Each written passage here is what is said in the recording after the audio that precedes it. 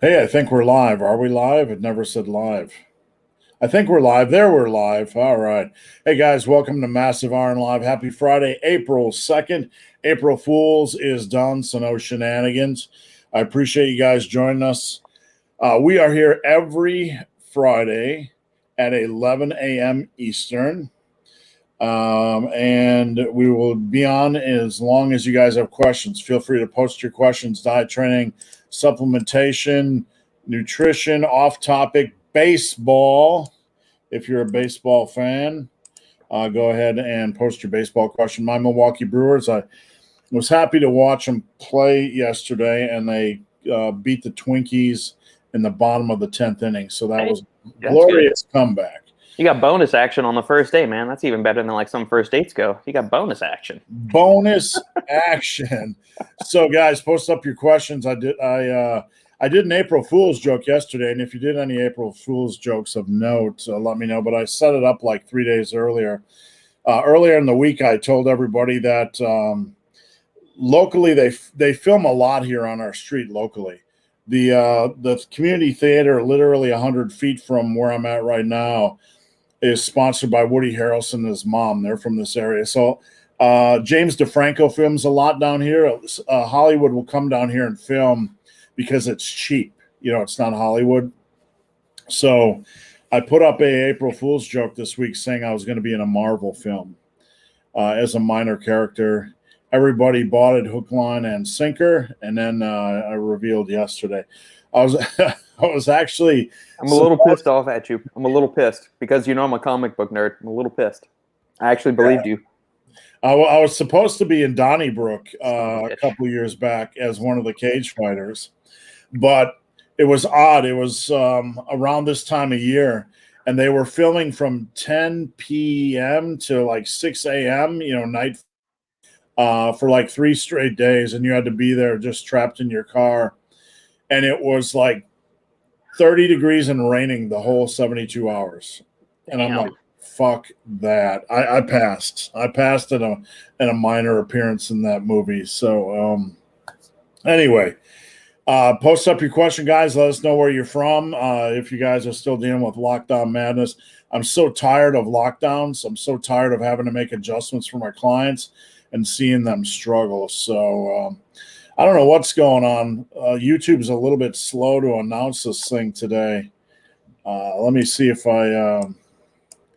It was sluggish on our end yesterday when we did, like Shane and I do our weekly lives and stuff, and it was slow yesterday. Like even the live feature popping up on the screen at the very onset was delayed a good bit.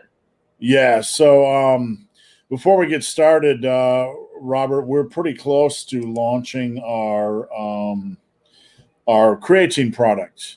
I got the labels in on Monday. They're all approved, and I paid for expedited shipping. They should be at the facility on next Monday or next Tuesday, and I believe once they receive the labels, we can get rolling. Do you see anything that might slow us down from there? No, I mean, we've already been locked in. So for the consumers or listeners might not understand this or may not be privy to these things that we know on the back end. There is going to be massive shortages coming up of creatine, caffeine, regular essential amino acids, the price of whey protein. I was talking to another brand owner yesterday just to run a 2-pound tub of whey protein, not adding any other flavors, doing anything. Like a 2-pound tub of just whey protein concentrate is costing them $16 a tub. Another manufacturer is costing them $20 a tub right now just because there's material shortages. Finding scoopers, lids, labels, bottle tops, bottles themselves are all in massive shortages right now. The price of creatine is about to skyrocket. So we're already locked in on our initial price. So the price that we're charging our consumers now isn't going to change. But essential amino acids are going up. Caffeine, especially coming out of China, is about to quadruple in price. And I mean, it costs pennies now. So it's, instead of it being like 2 cents a serving, it's going to jump up to like 12 cents a serving. But still, I mean, that's, we're talking massive price increases on that if you're buying in bulk scale like a lot of these manufacturers do.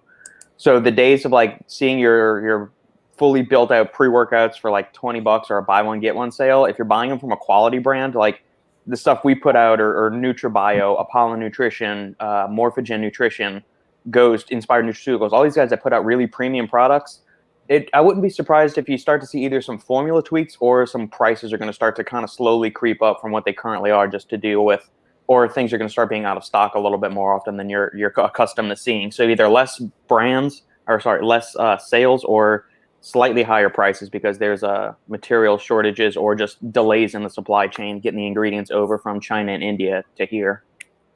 So we've produced 200 units. About 75 have sold right now. And when we actually announce it, it'll be sold out. But I've got labels for the second run already.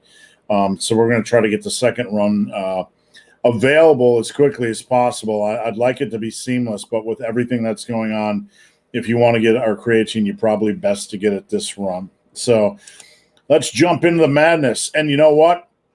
I hit 80,000 subscribers. I just want to say thank you to everybody. Congratulations. Last year at this time, it was 70. It continues to grow. I don't know how. I mean, when I came to Ohio 5 years ago, it was like 10,000. So it's really I might never get to 100,000 and get that little plaque, but I appreciate everybody's support. And that's the important thing. What's going on, Stein, Norway? Scotty Mack, how are you guys doing? I believe, Scotty Mack, gym's open in a month for you. Today I had a walk along Loch Lomond in the sun, my new Iron Maiden shirt and aviators, because Iron Maiden and aviators make everything better. Yes, they do. I've been to Loch Lomond. Right now, man, I wish I was right there with you, not holding your hand, but just to get away from all this COVID chaos. You need a bomber jacket too. Then you're pulling off the Top Gun look. Yeah. From Mongolia, Bree is a client of mine, a superstar, and we spent some of this week talking about science fiction movies. I believe Bree watched Pandorum and Event Horizon, two of my favorite movies. So, Carius, what's going on? Appreciate you joining in. Wade, you got me bad with April Fools yesterday.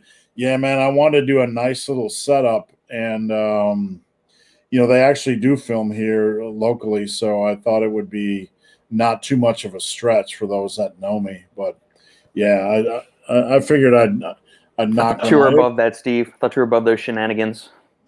Yeah, I'm a bad man.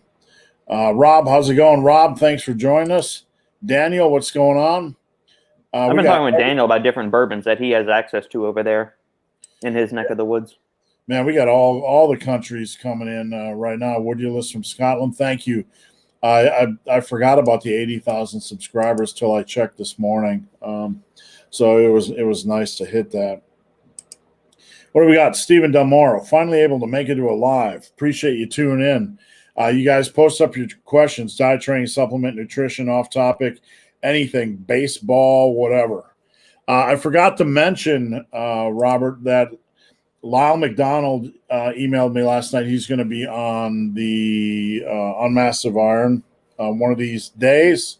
And we're going to talk about, since both Lyle and I have been in this industry for a long time, we're going to talk about the ebbs and flows we've seen from body part splits, the move towards minimalistic full body programs, and the move back towards body part splits. We're going to talk about what we've seen in our many years in the industry, so you won't want to miss that. Lyle is a sharp dude. I think he's out here in Texas, actually. I think he lives in Texas somewhere. I know he's got. People ask me like what YouTube channel is that I follow, and Revive Stronger. I listen to everything he puts out. Yeah, I'm moving more towards the scientific guys like Lyle McDonald, and just because for a long time I just stayed in my hole and stayed in my lane and did what I wanted to do. Yeah, and just base my opinion off what I saw. And it's nice to come out of the hole and see that the experts are pretty much right where the conclusions I've drawn.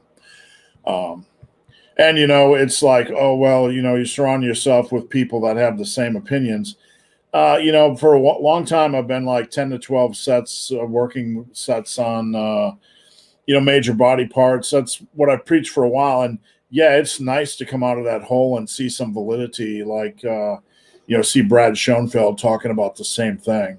because he derived it from science. I just derived it from working with people. So yeah, and Schoenfeld's even gone on record. It was either on Steve Hall's Revive Stronger podcast or one of the other ones, and he said, "Look, people think I'm this super high volume guy, and that I think everybody should be training things multiple times frequency all the time." He said, "I come from my own training when I was growing up.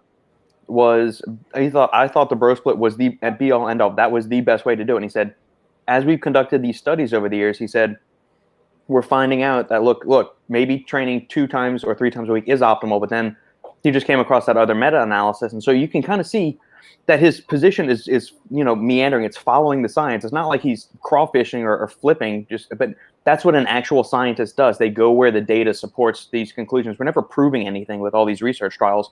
We're getting bits of evidence that are being added to a collective and a comprehensive body of knowledge. So, he's gravitated from that to maybe 2 to 3 times a week, and now he's released that meta-analysis saying, look, at the end of the day, after 5, 10, 15 years of training a muscle group 1 time a week, balls to the wall, isn't really any different than training it 2 or 3 times a week, provided that volume is equated across the sets. As long as you're doing 10, 12, 15 sets for a muscle group a week, doesn't matter if you do it 1 time a week or 2 or 3 times a week, it's going to all even out in the end. Hard training, really hard training is hard training. Yep. And it's going to pay off. And it's funny, this week I got attacked on Instagram by some rando. It was a power lifter, of course, and I don't want to take a slap at power lifters, but so many times when I get attacked, it's by some powerlifting guy. And it basically said, if anybody says they can do 12 hard sets on their quads a week, they're a liar. And like, man, every fucking person that had serious results that I've ever trained with, and that's been everybody, could hang with that. I get what he's saying, but he called me a liar. I'm like, Alan Roberts jumped out of a quad workout with me because he couldn't hang, and now he can. Yeah. It's always weird how people wear these things as like a badge of honor or something like that. So the protein video, the protein versus calorie intake video that you and I did on Wednesday, I just scrolled through some of the comments yesterday afternoon, and somebody said, so it was along the lines of, man, I'm sitting here eating 75 to 80 grams of protein a day and still making gains. What do you say to that? I'm thinking, are you wearing your low protein intake as a badge of honor? I mean, I don't think we said anything that was super controversial, but it's just, I wonder what goes on in the back of these people's minds that just, I have to put out this, and maybe it's just because there's such a low barrier to entry to have some words published online. When people make these comments, I wanted to respond, but then there's no purpose in engaging with people like that. I'm like, what's your purpose in saying that? Yeah, congratulations, good for you. It's that type of logic is like saying, hey, Robert, I sharded and soiled my underpants, and I went out and ran 10K with my underwear around my ankles. So therefore, look at me. Just because you can do something doesn't mean it's efficient or effective. You could ride a tricycle across the country and win a nice little shiny badge, but that doesn't mean it's the most efficient or effective manner. And that's one thing I've stressed over the years. Just because you can do something doesn't mean it's the best way to do something. Right? Agreed. All right. And I'm going to add one more point here before we move on. I don't think there's many people in the industry. There's probably a small handful, but not many people in the industry who have the hands-on experience I do. And that's not bragging, but I have literally trained because of being in YouTube and then being in YouTube with Tiger Fitness and being in powerlifting and being in bodybuilding. I've literally trained or spoke to so many people. I filmed everybody from Mr. North Carolina to Mr. Minnesota. I've trained with everybody from Ronnie Coleman, Mr. Olympia, to Donnie Thompson, once the strongest man in the world. Like, I've been in their arenas. I've been in their gyms. I've trained with everybody. And I know how hardworking folks train. And it's given me real-world experience that has allowed a degree of depth and perspective that kind of, now that I kind of lay that side by side with science, I can, like, I have a lifetime of data analysis and real world experience, and my whole life has been a scientific study. Let's put it that way. Milo, I started TSA 9-week beginner program. Do I know that program? No. I get a lot of questions about programming. I highly encourage you guys to check out my workouts, and I'm not being, I'm not trying to deflect here, but a lot of people will ask me what I think of this, that, or the other program. I put together so many programs. I stand by my programs. I don't know that program. There's a lot of good quality programs. I do know if you work it hard, you're going to get a lot out of it. But I also want you guys to go over to my website above my head and check out my programs, because there's a ton of great options. Stein, is protein blends with casein and fast protein better than standard whey if you want to have only one tub? So if you're going to spend money, Robert, would it be better to get like a whey isolate, regular whey, or a blend like casein and whey? Big picture, we're thinking big picture here. Over the course of months, years of training, is it going to make a difference? No, absolutely not. Will not make a difference whatsoever. That being said, there is a couple of studies. One of them in particular came out of Texas A&M University a few years ago that compared a blended protein. It was a mixture of, I believe, whey, casein, and I think they also had some soy in there, versus just a pure whey protein concentrate. And the group that took the blended protein had slightly better protein synthesis rate, slightly better muscle gain than the group that was taking whey only. Again, this was a short, like 12 or 18-week study comparing the effects. And obviously, these effects will probably just wash out after several years of training.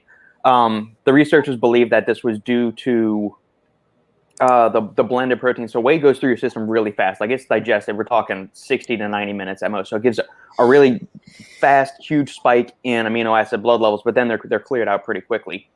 When you have a blended protein, you get that high leucine content from the isolate, but then you've also got the really slow digestion from the casein, which can take up to 7 to 8 hours to digest. So whereas whey protein goes kind of like this with its spike in protein synthesis and amino acid elevations in the bloodstream, blended proteins are kind of more like it slowly creeps up and then there's a slower drip off. So you're getting a more sustained elevation of protein. It doesn't spike up as quickly, but over the long course, you'll have slightly higher amino acid levels elevated for longer periods of time, which the researchers thought maybe that's contributing to the increased protein synthesis rates throughout the day, and then leading to ultimately better muscle gains in the end. Do I really think it's that big of a deal if you only use casein protein or only whey protein? No. For the average individuals like us, no. It makes no difference whatsoever. I would even venture to say, even like NFL football players or something, I don't think it's going to make a big difference one way or the other. And they've actually done a couple of studies where they've compared casein supplementation only to whey protein supplementation, and muscle gains at the end of the day were the same at the end of the study. That's because we get so fixated on these acute boosts in protein synthesis. So we'll take an amino acid supplement and say, oh man, it jacked up protein synthesis. It's 6,000%. That's great. That's wonderful. But that doesn't really mean anything over the course of like 6 years worth of training. These short little blips, they really just end up washing out at the end of the day. So, if you want to, I personally like a blended protein, not because I think it's going to give me better gains than a whey protein only or a casein protein only. I like the taste and texture of it, and it has a little bit higher satiety factor since the casein is slower to digest. So you get the high leucine content from the whey protein, and then you get like the super rich, thick creaminess from the casein. So that's why I kind of like one of my favorite proteins is the Apollo Nutrition 50/50. So it's a blend of 50% whey isolate, 50% casein. So you get a really nice, thick, chocolatey taste, or whatever flavor you go with. Their chocolate's probably my favorite. But I like the blend of those because you get the good properties of whey, the high leucine content, the fast digestion, but you also get the delayed digestion and absorption from the casein, plus the thicker, creamier texture, which kind of makes it just the best protein, in my opinion, is the blend. So. Thanks, Robert. I mean, like casein or casein, or however you want to pronounce it, like the caseins I have it, and a little bit grittier than whey. Is that generally the case? Yeah, thick, kind of chalky tasting. That's why I like to blend the two of them. Yeah, I mein, whey is just a little bit more palatable for me. So, and you bring up a point that is the point of all points in this. In a perfect world, if somebody went out and wanted to muscle build today, it probably would take them 5 years to come close to their natural potential in a perfect environment, perfect training, perfect nutrition. In the real 10-year journey, with ups and downs, and you have to view that like you have to view it like the career of a football player or a baseball player. Yep. A lot of that time is how do you stay healthy? How do you stay consistent? Correct. And you got to take nutrition consistently and training. You got to take that seriously and be consistent. And there's going to be so many good days and bad days. I mean, it's a long, long journey. We got Mr. Butters in the mix. Bubba Sausage has had a bad week. I was going to say, how's he recovering? He's doing all right. We took him in to have his man surgery, and they yanked out a few teeth, put a microchip in. What the hell else did they do to this poor dog? I'm glad I'm not a dog. So now he has the fancy donut necklace. Yes, he's been walking around with it. Say hi, Bubba Sauce. Hi, What's up, he doesn't Sauce? look that impressed by it all. Yeah, so we haven't been playing bed weirdos lately because we're taking them around. Every night when we go to bed, our dogs love to jump into bed and just attack me. So that's we call that bed weirdos. Sure, Steve. Sure. Yeah. That's what the weirdo is. The dog that's the weirdo. Yeah, you old weirdos, you weirdies. All right, what do we got here? What do we miss? Orion XS, more plates, more dates, advises Gorilla Mind pre-workout. Thoughts? We've discussed this one, I think, like ad nauseum. We've discussed this at least 4 or 5 times. Yeah, we need to. I mean, honestly, Robert and I are discussing content that we need to have up on the site and things like this. We need to just sit down, knock out videos, and use them as reference. Let's make that. All right, so we've been doing Wednesday videos together, and we talked about maybe doing a Monday and Wednesday video. Let's make this Wednesday's video the Gorilla Mind one. Or maybe we could do it comparing it versus a couple of other top pre-workouts. Yeah, we can do that because Gorilla Mind, that's a relatively small company compared to some of the other ones that I think people are going to come across, like Alpha Lion, Inspired Nutraceuticals, Ghost, and all of those things. Yeah, or we could do there's so many video ideas. What's hot in pre-workouts? What's hot and should be not? You know what I'm saying? Agreed. Yeah. All right. Well, then let's do that Monday or Wednesday. We'll come up with a few things to compare, and we'll do that. Sounds good. All right. It's Dia. Doing cardio while watching from Sweden and running the rep goal system. All of that is a recipe for complete success. I hope things are going well for you in Sweden, and continue to train hard and take care of your body, man. And I appreciate you joining in. Sebastian, would you rather aim for 10 reps or 12 reps before adding weight? It's really exercise dependent. For example, barbell rows can be, more cardio for me, like when I get above 8 reps. So if I'm doing something like setting a rep goal for one of the sets of an exercise, it would probably be 10 for that. If I'm doing cable tricep extensions, it's probably 12. You get into like 4 sets of 12 on cable tricep extensions, and then it gets a little tedious because you need to move one set up to 15. And I would rather do another set of something than to take the reps too high. That's just me personally. So, yeah, I would agree with that. Exercise specific. Lee Harris, hi from the UK. Any thoughts on strength circuits versus standard cardio for conditioning? Is EPOC a thing or is it a myth? There is one strength trainer out there, and I forget his name, that does a lot of giant sets. Mm-hmm. A lot of giant sets. And that's great for conditioning. I'm not a big fan of combining, let's just say it this way, I'm not a big fan of combining technical or higher impact weight with low rest in a kind of attack mindset.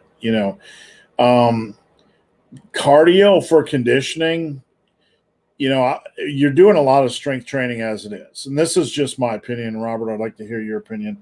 But when it comes to we're all doing a lot of strength training, whether you're trying to build muscle, build strength, whatever your end goal is. I'm not a big fan overall of adding strength-based cardio onto that equation, just because I'd rather have you do something lower impact and friendlier on the joints. People ask me a lot of times what my favorite form of cardio is. I'm going to be honest, it's hiking. You get elevation change, you get the sun, you get your heart rate up, natural forms of HIIT, and it's lower impact, and you're not trapped to a machine. I mean, strength circuits versus standard cardio, I don't know. I don't think strength circuits are going to give you that level of cardiovascular conditioning that regular cardio would,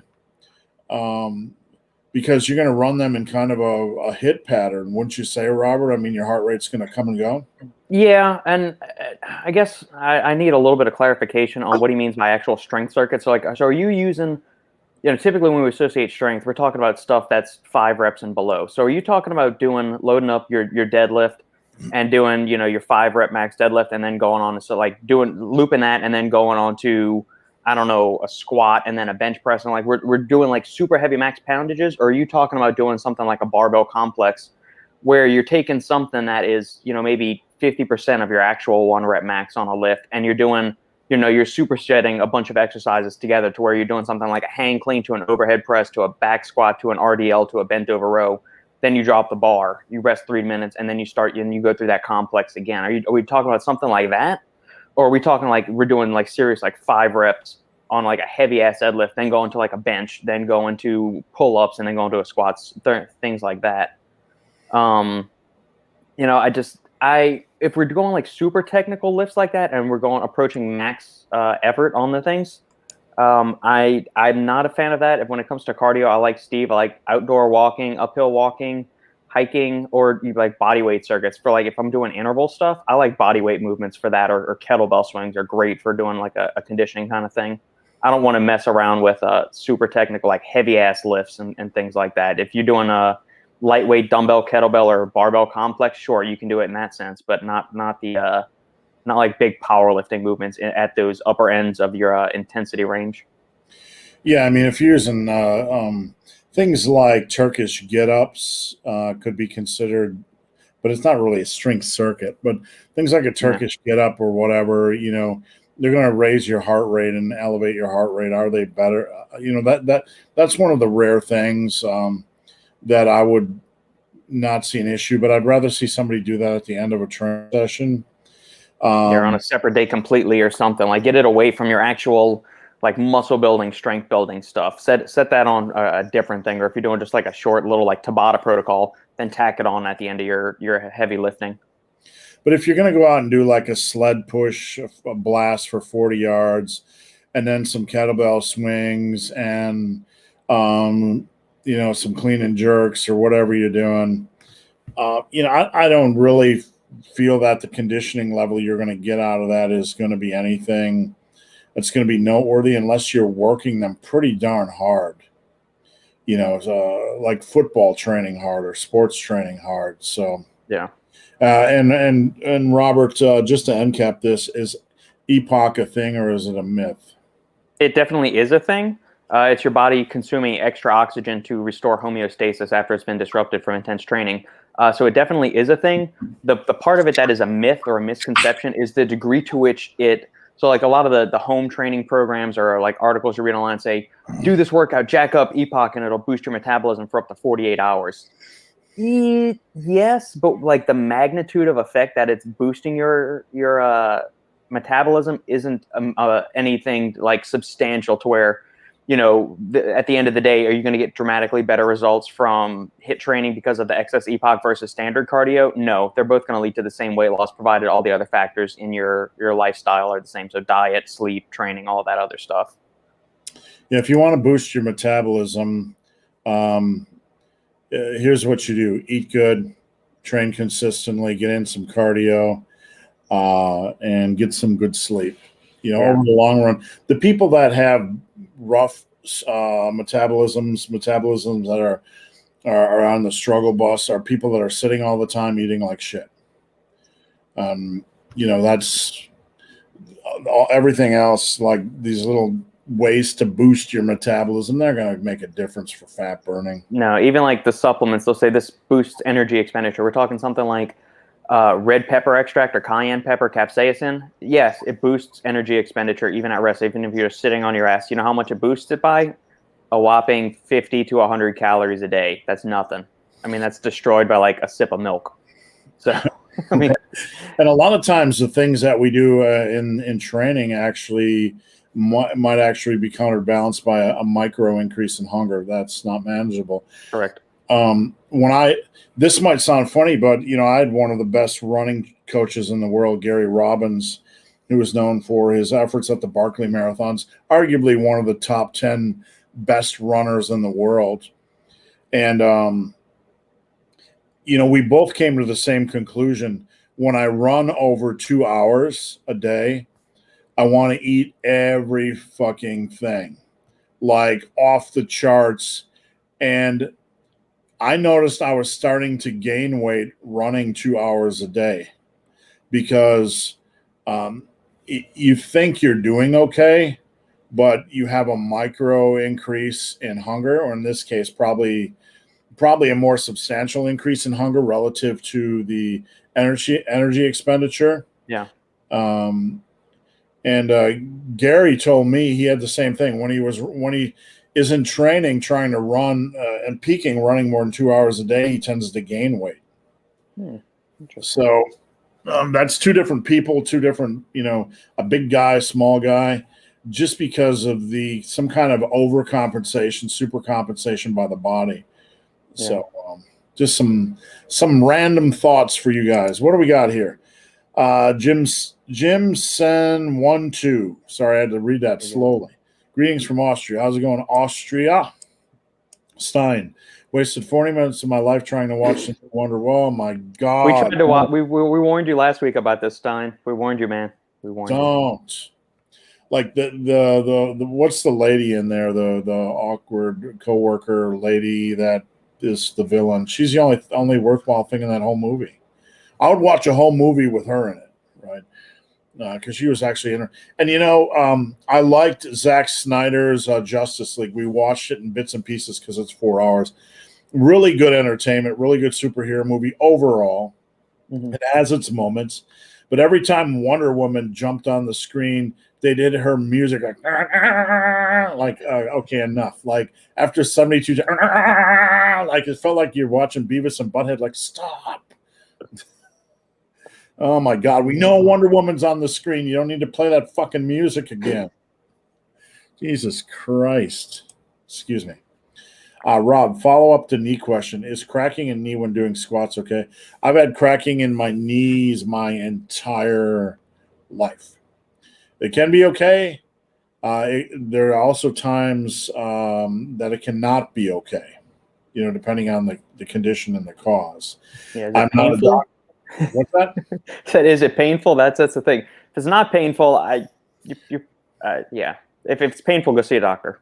Yeah, we're not doctors, but like my knees, I was a catcher for like 12 years, and for whatever reason, my knees crack, and there's never been pain. So if I squat in quiet, all you hear is crack, crack, crack every rep, and it doesn't. My ankles are like that. I can just be sitting here like rolling my ankle side to side or rotating it around, and it'll just crack the whole day, the whole time I'm doing that. Yeah, but like there can be some cracking or popping that can be tendon or connective tissue related. Yeah, there's pain, but hey guys, checking to see if you can read my question. No. Yeah, we can, and thank you for reminding us because you can't see the questions. If your question's not posting, try to post it up again. Either that or you can go to Instagram at Ben the Barman or at the Supplement Engineer and DM us. It's funny. I've mentioned this before, but I can't get on to Robert's Live to post a comment. And I have like 7 different accounts just because I've been on YouTube forever, 15 years, and Gmail. And I had to make a Gmail for Tiger Fitness and a Gmail for my personal and a Gmail for business. With all those, you get a YouTube account, and very few of them work. All right, Roberts. It's been a couple weeks. It has. Maingaining, gaintaining. Okay, first off, it's hard enough to build muscle in a calorie surplus. So now you're going to put yourself in a bigger deficit. I just want to stay at 172 and I want to lift hard. And, that's like trying to, make the ground as extremely muddy as possible and run uphill. Why make the process more difficult? Because you are making it exponentially more difficult. Most, and I'm going to say this, most people who want to maintain are skinny. Okay. They're afraid of getting fat because they're afraid of doing some bulk or you're gaining weight too rapidly. I do not let my clients get fat. I let them cap weight gain at 1.5 pounds a month. Slow, sustained weight gain with hard training is the way to go. And maingaining is a fairy tale. I'm sorry if it offends you, but it's a fairy tale. It's very, very rarely difficult to pull off. And if you are one of the few people that are actually training hard enough to get some benefit from it, you'd be getting more benefit out of a calorie surplus. Bottom line. Robert? Yep.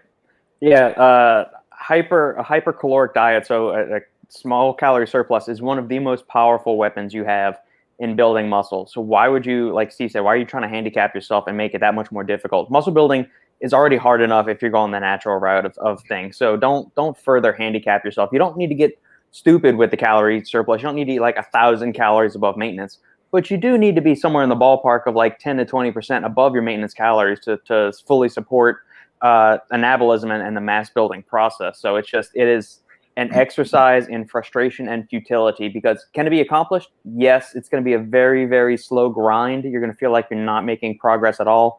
You probably end up getting demotivated and stop training or stop pushing as hard or anything like that. So just accelerate the process. You'll sleep better. You'll perform better. You'll gain muscle better. Go for the modest calorie surplus, and may the gains be with you.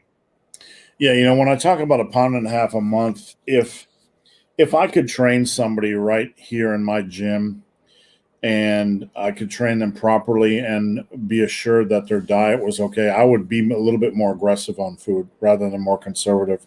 Yeah. Now, I wouldn't get them fat, but I would probably take them up to 2 pounds a month their first year, maybe 1.5 pounds after that. And I guarantee they'd be at 75% of their natural potential. Yep. And then you'd have 4 months to knock off 15 pounds of fat, and you'd be set the rest of your life. Yep. Fit 40 Fitness. Doing my push-up challenge fundraiser this month. Is there a supplementation for fatigue and soreness to help me get to the end of the month? I'm currently at 500 to 1,000 a day. Extra tacos, maybe a little bit of bourbon, bonus sleep, a nice warm bath each night, watching the movie Twilight. But seriously, supplementation for fatigue and soreness. Say someone's involved with more of an extreme event like this, Robert. Is there anything that can help? Yeah, right off the bat, make sure you're consuming enough protein each day. Make sure you're consuming enough carbohydrates each day. Those are going to be two of the biggest, most powerful weapons you have in avoiding soreness and accelerating recovery. After that, we can look into things like tart cherry extract or tart cherry juice. Either one of those is fine.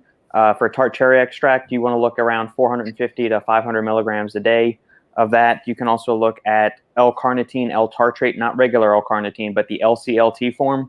1 to 2 grams of that. You can take that immediately, either pre-workout or post-workout or any other time of the day.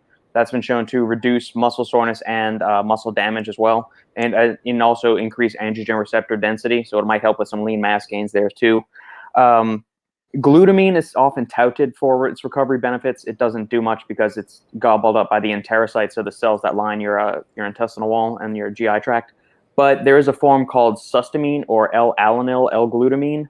1 to 2 grams of that per day has been shown to basically, the alanine acts as a sacrificial lamb, which allows the glutamine to get through the GI tract into the small intestine, then absorbed into the bloodstream, where it can go and start repairing muscle cells and all of that.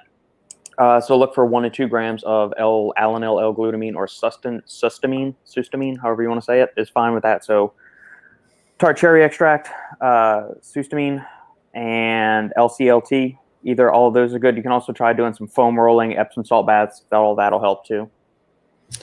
And creatine has has some modest properties for improving recovery. Thanks, Robert. And a little known fact, this gentleman was at my retreat a couple of years ago now, and I took him to where were we? One of the hikes where we climbed up this giant boulder in the middle of a nice little valley. That we got that on film, but I think that sucker was like 100 feet up, something like that. We did a nice little scamper. Cool. We had a retreat, or super living retreat scheduled for last year, but we had to cancel because of COVID. Yeah. And we're looking at doing one again. We're probably not going to do one this year. We're probably going to wait till next year, but we're going to drag Robert out there. It's just usually 2 or 3 days of hiking, food, drinking, and campfires. I'll be there. All right, what do we got? Nathan, why don't people do full body every day? Not needed. I mean, more is not better. It's not needed. Overall, like we talked about many times, when volume's equated, doesn't really matter how you train. With that said, I have programs where you can do full body every day. I have the Drunk Russian program, but it's very low volume, maybe 2 sets a day. And I ran it for a while. My joints felt good on it. And you can do something like that, but you just have to regulate the volume and intensity. When I was doing it, I would do a heavy, like on Monday, I might do bench, 2 by 6. On Tuesday, I might do push-ups. On Wednesday, I might do dumbbell bench 2 by 12. So I'm varying like the type of exercise, I'm varying the rep range, etc. I think that's important for a program like this. And I would take the weekends off. I would actually only do full body 4 days a week, and then the middle day was kind of deadlifts and some other. So not required. Scotty Mac. Our beer garden's open 26th of April, but we can't go inside unless to use the toilet. That's way too much calculus for me to figure out. The gym's open the same day, which shows where the Scottish government priorities lie. I've had my share of governments this year. No matter where you land on the political spectrum, I've had my share of fucked up government officials making up random bullshit this year. So, yep. How would you increase work capacity? Number one, consistency. I give when a client comes to me, I give them a custom program, and I give them a program that is going to challenge them but not be insane. And there are maybe 20% of them that it's a huge step up in intensity and work capacity, even though it's not the end goal where I want to take them. Mm-hmm. So consistency is the first step. You have to be consistent. You're going to feel like shit. You're going to feel tired. You're going to feel worn down.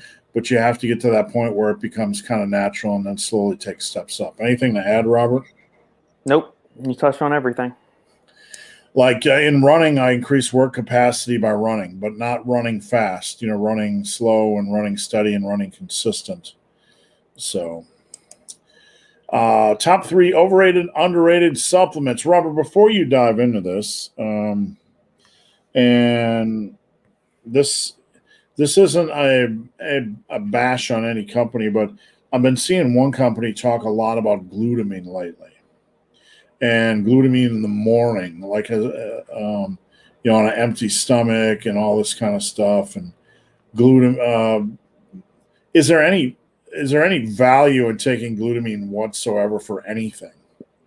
For gut health, possibly, because the lining of your gut and the GI tract, those are among the most rapidly replenishing cells in the body. So like they have the shortest turnover. So like red blood cells have a lifespan of like 3 months. That's why we always check the HbA1c levels to see how your long-term blood glucose numbers are. The cells that line your stomach and the rest of your GI tract are replenished at such a rapid rate. So they use glutamine as one of their main fuel sources. So do immune cells. They use glutamine for energy as well. So glutamine could potentially have some benefits as far as improving overall gut health, but in terms of muscle building, muscle recovery, it's pretty useless because it gets all gobbled up by your intestine cells and your stomach cells, like I just said. and which is why you also need that L-alanine or L-glutamine form if you want to get any kind of modest benefit, muscle recovery benefits from glutamine. Short of that, no. I mean, if you're a burn patient, like you've suffered some kind of severe trauma, you're covered in second, third degree burns, you've been impaled by some kind of a spike or something, then yeah, like then glutamine's like, so glutamine is the most abundant amino acid in the body. There is no need to supplement with glutamine short of you being critically ill, severely injured. There's no need to supplement with glutamine whatsoever. And any company that's trying to sell you micro-encapsulated glutamine as something that's going to be a game changer, it's bullshit. Don't fall for it. Don't support the company. So, Robert, the top 3 overrated, underrated supplements, does that make it in your overrated? Yes, overrated. How about L-carnitine? Is that in the top 3? That was going to be the next one. I was going to say glutamine, L-carnitine, HMB, oh CLA. Nailed it. Yeah, L-carnitine, glutamine, CLA, HMB. I'm trying to see if I can find a fifth one. Beta-alanine and pre-workouts? That's got glycerol. The little 1 gram of glycerol that you're getting in your pre-workouts, that's doing fuck all of nothing. It's very overrated, I think. S7 is another dog shit ingredient. Don't. That's a worthless ingredient. Anybody trying to say it's going to be a magic game changer for your pumps? The study on it was in 8 subjects. They weren't even testing exercise parameters. It's a dog shit ingredient with dog shit research. How about underrated supplements? Ooh. We could get into the whole world of nootropics. We could get into, I mean, there's a lot of supplements that don't get enough play that actually have value. Agreed. Neurofactor. I love that ingredient. Great for cognitive function, increasing brain-derived neurotrophic factor levels in the brain, which it's a neuropeptide involved with growth, maintenance, repair, survival of neurons in the brain. I love that ingredient. I love it, love it, love it. Which that might be appearing in the Massive Iron pre-workout too. Yeah, it might be. Yeah. Make it so. Might be. Rhodiola rosea is another ingredient I love. It's an adaptogen. It's got performance benefits. It's got cognitive benefits. It also helps reduce cortisol levels and stress levels. It's been around for thousands of years. I feel like it doesn't get the love that it should. People are more stressed out and anxious these days than ever, and ashwagandha gets a lot of praise, but I like rhodiola. Like it can calm you down if you're feeling a little too wired or a little anxious, but at the same time, if you're feeling lethargic and sluggish, or you're just like worn out mentally from being stressed, it has such a great like pick-me-up effect, especially one I find that. And it's great. It works really. It goes both ways. It can calm you down. It can amp you up. It gives you a stimulant kind of effect, but not as intense as caffeine. Like it makes you feel more alert and want to be more productive, but not as in the way that caffeine does. So I would say Neurofactor, rhodiola, third ingredient.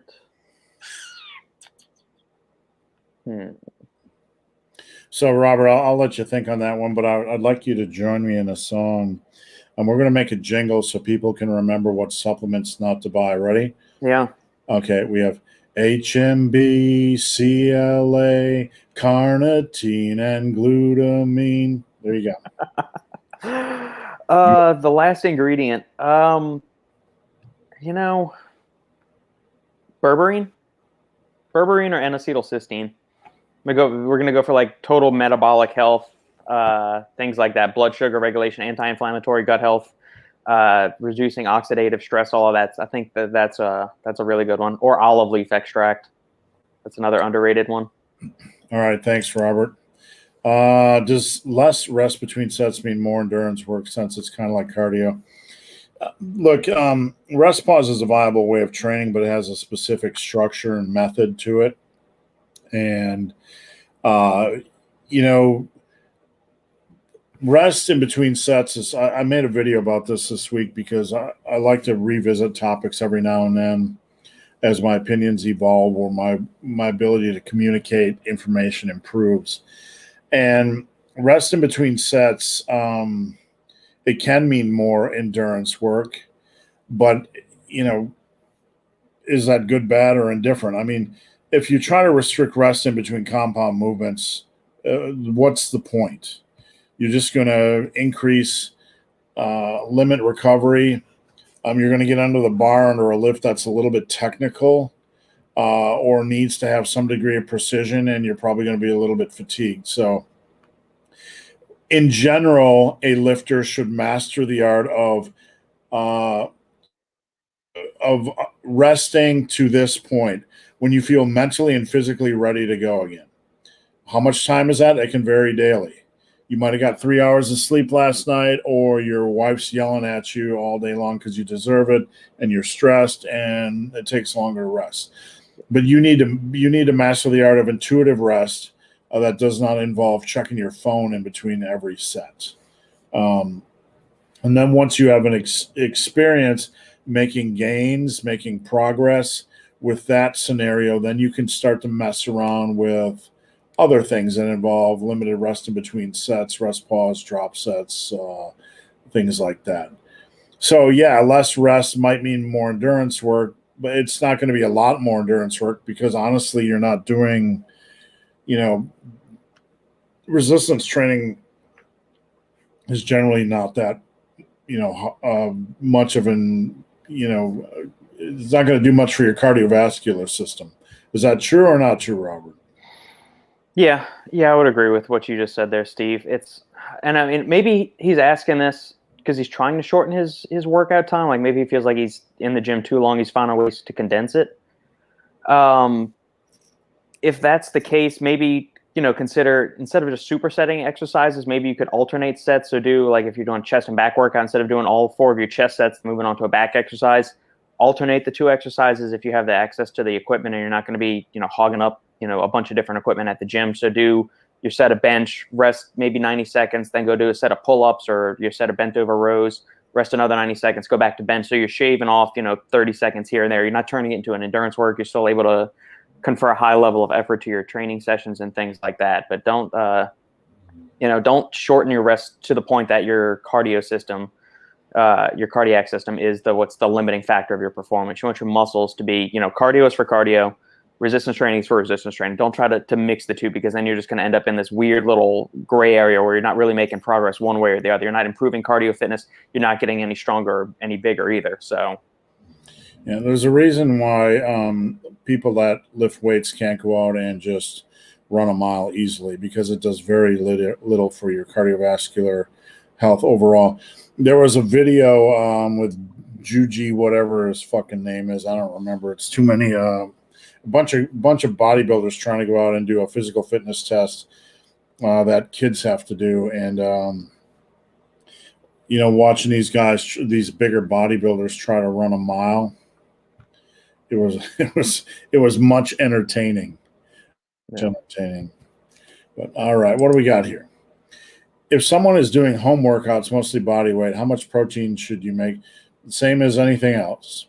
I mean, protein doesn't exist in a vacuum where it's all about muscle gains. There has to be some dietary balance. That's why what we touched on earlier, these people are like, I'm making gains on only 70 grams of protein. Okay, great. Now you have to eat more oatmeal, more, rice, more potatoes. That's wonderful. Well, how about dietary balance? But, are you going to make great progress on body weight gains at home? Probably not. Not great at all. It's hard enough to make it with dumbbells and barbells, but I would probably stick to the same guidelines. You don't want to undereat protein, especially being away from the gym, because you don't want to encourage muscle loss. So you want to do everything you can to encourage it. Robert, anything to add to that? No, stick around to that. Like we mentioned the other day in the video, 1.6 to 2.2 grams per kilogram of body weight, which is 0.72 to 1 gram per pound of body weight. Have that and you'll have more than enough protein to cover your bases. If you're looking to build muscle with body weight training, make sure you're either trying more difficult versions of the exercise. So if you can do 20, 30 reps of standard push-ups, correct, proper push-ups, you need to start either like bringing your hands closer together, trying to lift one foot off the ground, adding some weight to your back. I think that's why a lot of people struggle to actually progress with body weight, like see actual muscle building results, is they don't know how to intensify the maneuvers to get more tension on the muscles with short of, adding external load to it. I think that's where people still end up like calisthenics or just, endurance exercise. That's think that's why most people fail to see, or that's why bodyweight training has gotten, a bad reputation in previous years. Sorry to break out a yawn on you, Robert. It's not you, I assure you. It's a lot of I get it. You're prejudiced against bodyweight training. It's cool, Steve. Whatever. a lot of hard training this week. And whenever my diet dips and I have a lower carb day, I don't sleep well at night. And like last night, I'm up half the night not sleeping, which is rare for me, but it only happens, based on my diet. And, we went from last Saturday, it was like 72. I went out for my run in a hoodie. It was like 55. And by the end, it's like 72 and I'm fucking toast, like just dripping in water. And I didn't take a water bottle because usually I can run 2 hours in the cool without water. And I was dying. And now it's like 25 this morning when we woke up. There's kind of a funny little joke or interplay. People on some commenters on YouTube like, he's always wearing that brown hoodie. Does he ever change clothes? I'm like a cartoon character. I never change clothes. I always wear the same thing every day. But the reality is there's no heat in my office. And I come in and I toss on a hoodie every morning because it's fucking cold. Yep. So I keep a hoodie on. I have my black hoodie and my brown hoodie, which I keep in my office and rotate depending on what the smell test dictates where they are in fermentation. So that's really where we're at. This is a fresh hoodie. But I did order a couple more massive iron hoodies just to appease those who think I'm a cartoon character. All right, Bill Arkwright. That sounds like a comic book name, Bill Arkwright. All right, barbell row, dumbbell row, and pull down is back day. 4 sets of rows and rest pause for pull down. Add in more stuff. Well, if you're training at home, that's a pretty good program. There's nothing wrong with that. If you're training at the gym, I probably would, I don't know. I like seated cable rows, and I like using machine rows. So variation is usually a good thing. One thing we're learning, Robert, is that a minimal degree of variation for hypertrophy is generally a good thing. 3 exercises a week or 3 exercises every 2 weeks, to me, that's a little bit light for me. I'd rather see like 4 or 5. Agree, disagree, Rob? I'd agree. So you don't have to go crazy. But what I like to do is cycle between a barbell row and a dumbbell row every other workout. You probably need to keep the lat pulled ups, and then maybe do a seated cable row or machine row or something a little bit different. Yeah. So overall, though, stuff. Let's see. Robert, you pronounce that name. Dimantus Rogue. That's probably what I would have said too. All right. So what's your opinion on circuit training versus bodybuilding sets? They're two different things.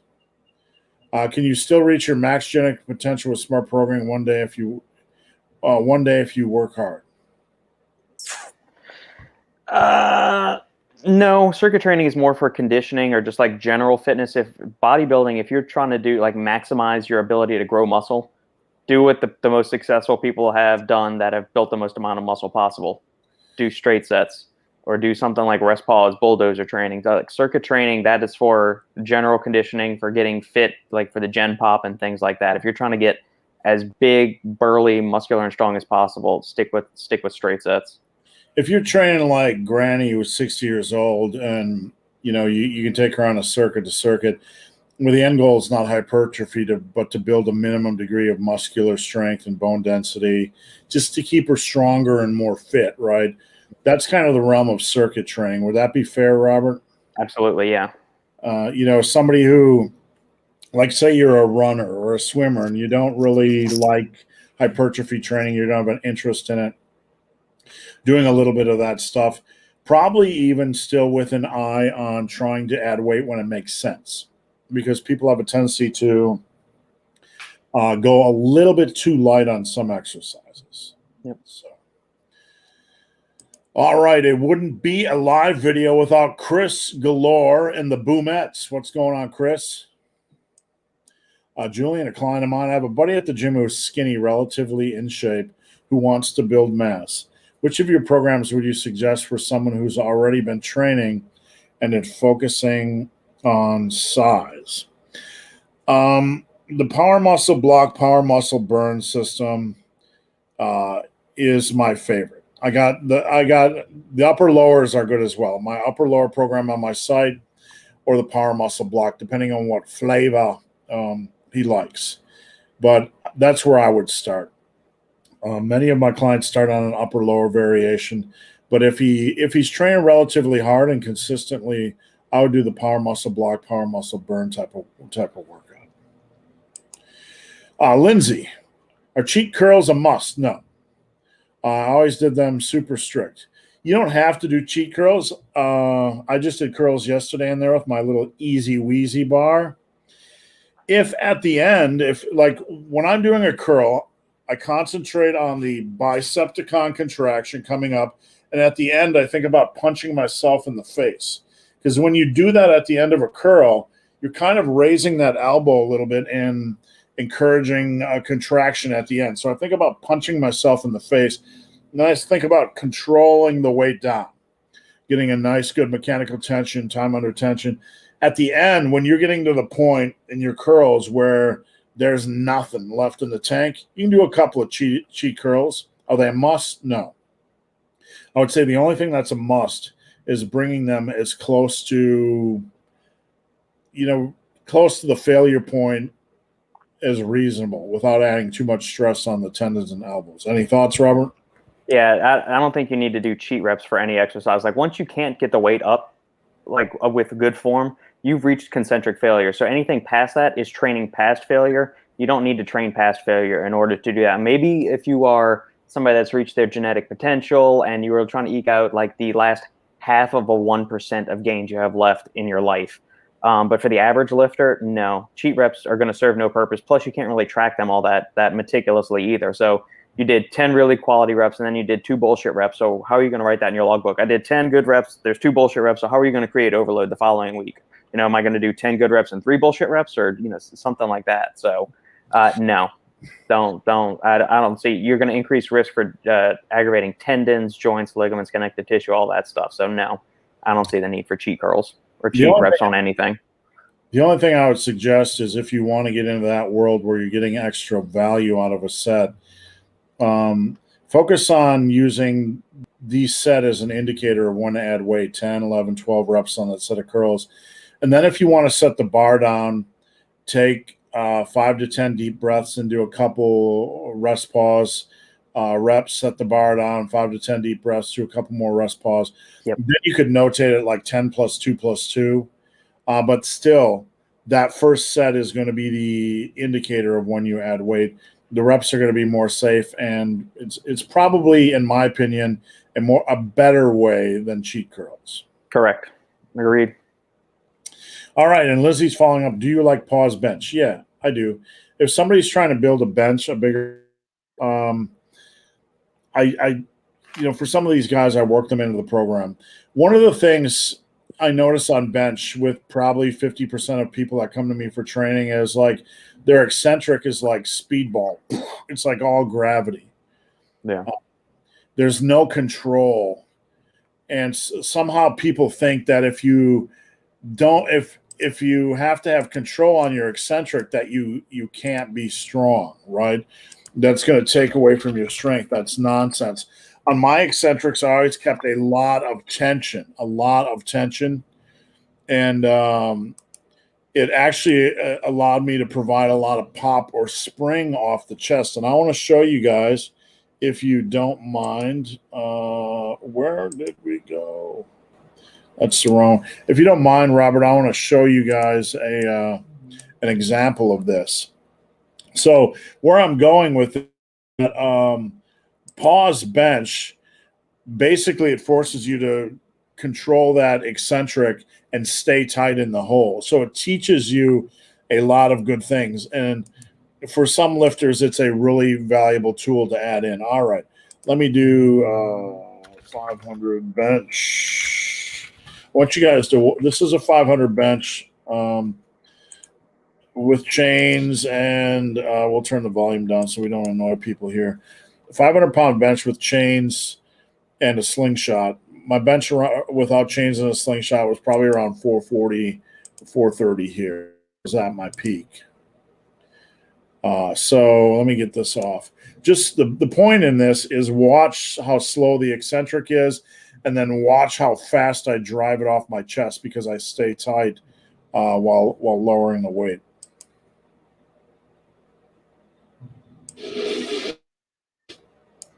We'll turn that obnoxious music down. All right, big setup. I did 505 the week after this, but I never got that on film. All right. We're dragging ass here, but we're almost there. The video is halfway done. So watch Fatty here. Watch how slow that eccentric is. It looks like bench shirt level stuff. Watch the pop. Boom. Oh. If you stay tight on your eccentric, thanks. So if you stay tight on your eccentric, the point being that you should be able to drive off your chest. If you get loosey-goosey on that eccentric, you probably have loosey-goosey upper body in general, and it'll be actually harder to get it off your chest. But pause reps, the point being, pause reps can help you with discipline and keeping tight. If you go loose at the bottom of a pause rep, basically you're fucked.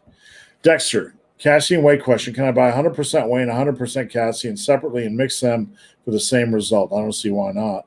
Yeah, sure. Or you could just take half a scoop, throw it in your shaker, half a scoop from the other one, throw that in your shaker, and mix it together. The only reason I would say doing that instead of trying to put them all in one big tub and shake it is like, how do you know if you're going to actually blend it up thoroughly? Well, I mean, you could also put it in a blender, and if like you got a Vitamix and like a super high power blender and mix it all up to make sure it's evenly dispersed. But the easiest thing would probably be just to keep two separate tubs and just do half scoop of one, half scoop of the other, and there you go.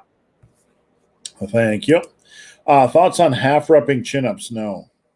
One thing that's a big pet peeve is people that don't come all the way down on their pull-ups or chin-ups, and they hang and they air brake with their biceps. Bad. Putting all kinds of stress right there where you don't want it, putting stress right there where you don't want it. You're sending yourself up to rupture a tendon or something, and there's no glory in half-repping chin-ups. Or speed chin-ups either. Too much abuse. Yep. Nice control, just like everything else. Yeah, your ego's going to take a hit, but you're going to get better strength and muscle benefits from it. Combat asks, seated versus standing calf raises. Doing standing with 4 or 5 simply fatigues me too much. What you want to do, I've had clients make good results on seated. And what I have them do is take flints up, hold for a period of time at contraction, and then control 3 seconds lowered for like 3 sets of 10 twice a week. You can do that at home with a barbell on your chest, maybe over a pillow or whatever. But this is really good at targeting the soleus, and it's really actually good at targeting size for folks that are stubborn growers, have small calves. Robert had to leave the room because of a flatulence emergency. Is that correct, Robert?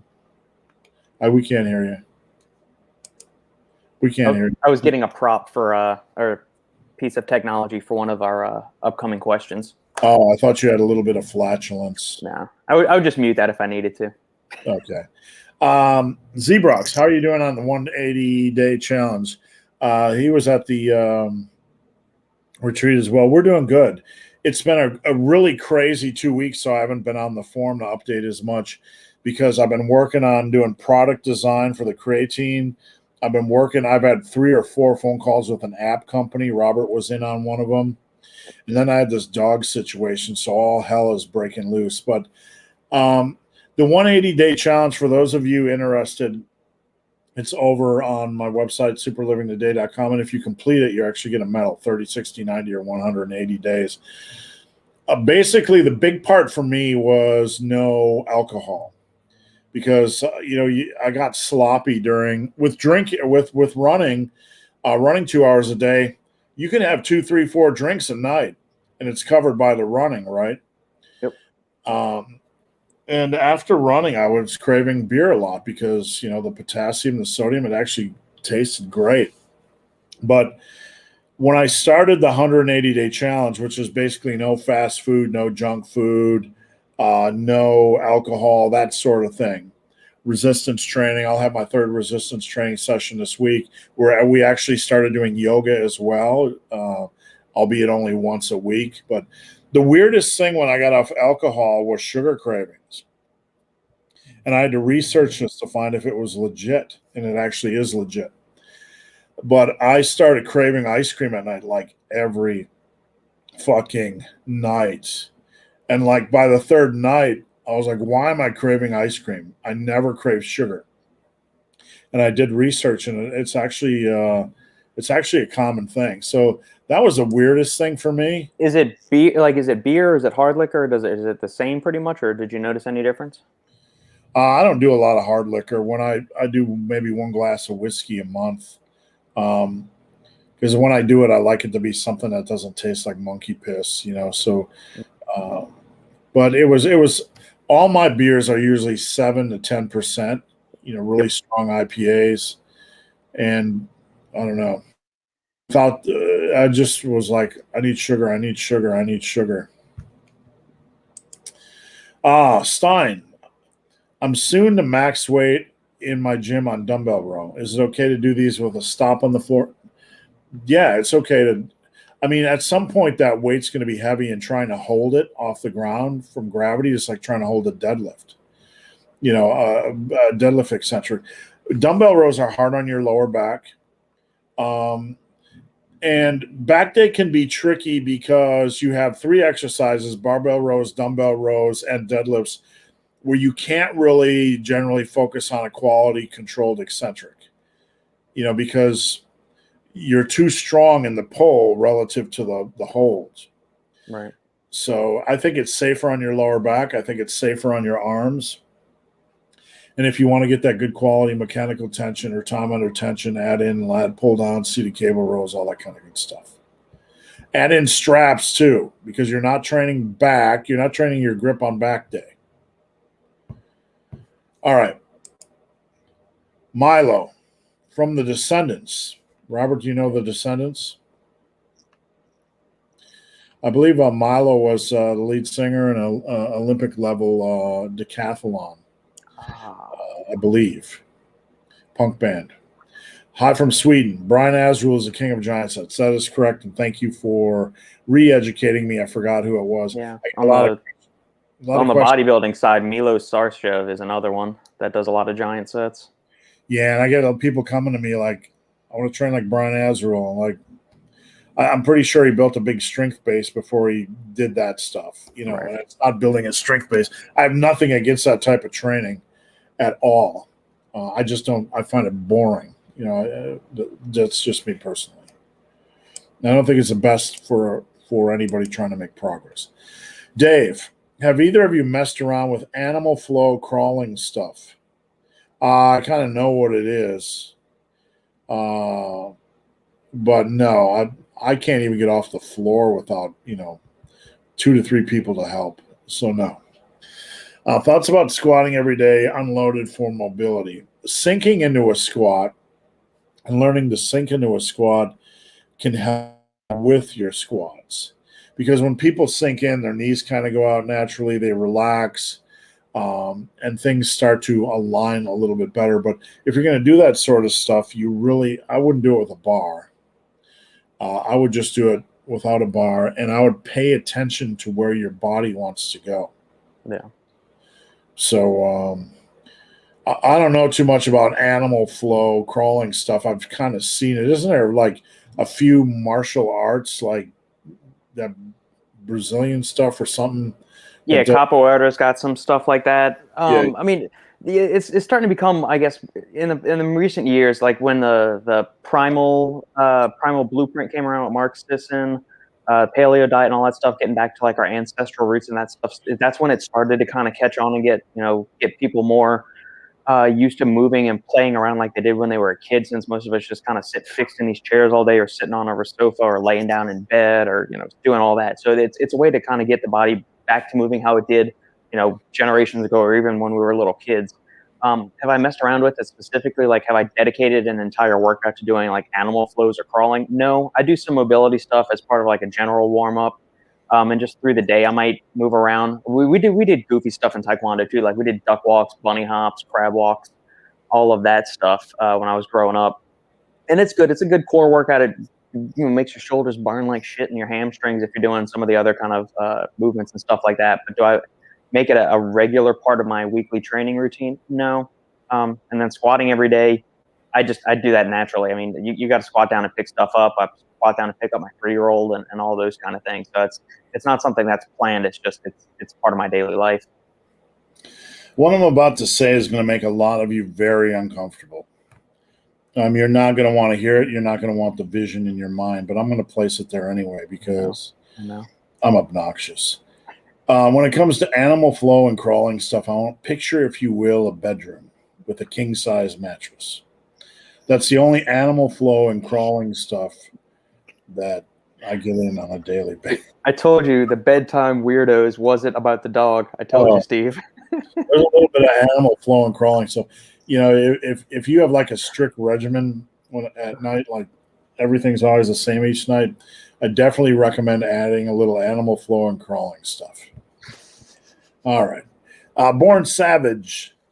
Does eating dark chocolate in post-work will help bring the cortisol level down? The overthinking radar is pegged right here.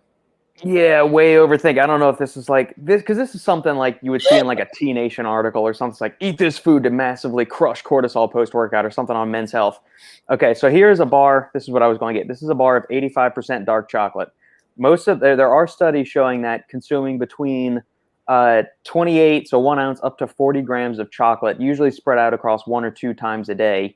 Like that 40-gram dose is divided like across like a morning dose of dark chocolate and an afternoon dose of dark chocolate. There's a bunch of fun little flavonoids and polyphenols in dark chocolate, antioxidants like epicatechin, theobromine, and a bunch of other fun stuff that's in there. It's been shown to reduce salivary markers of cortisol.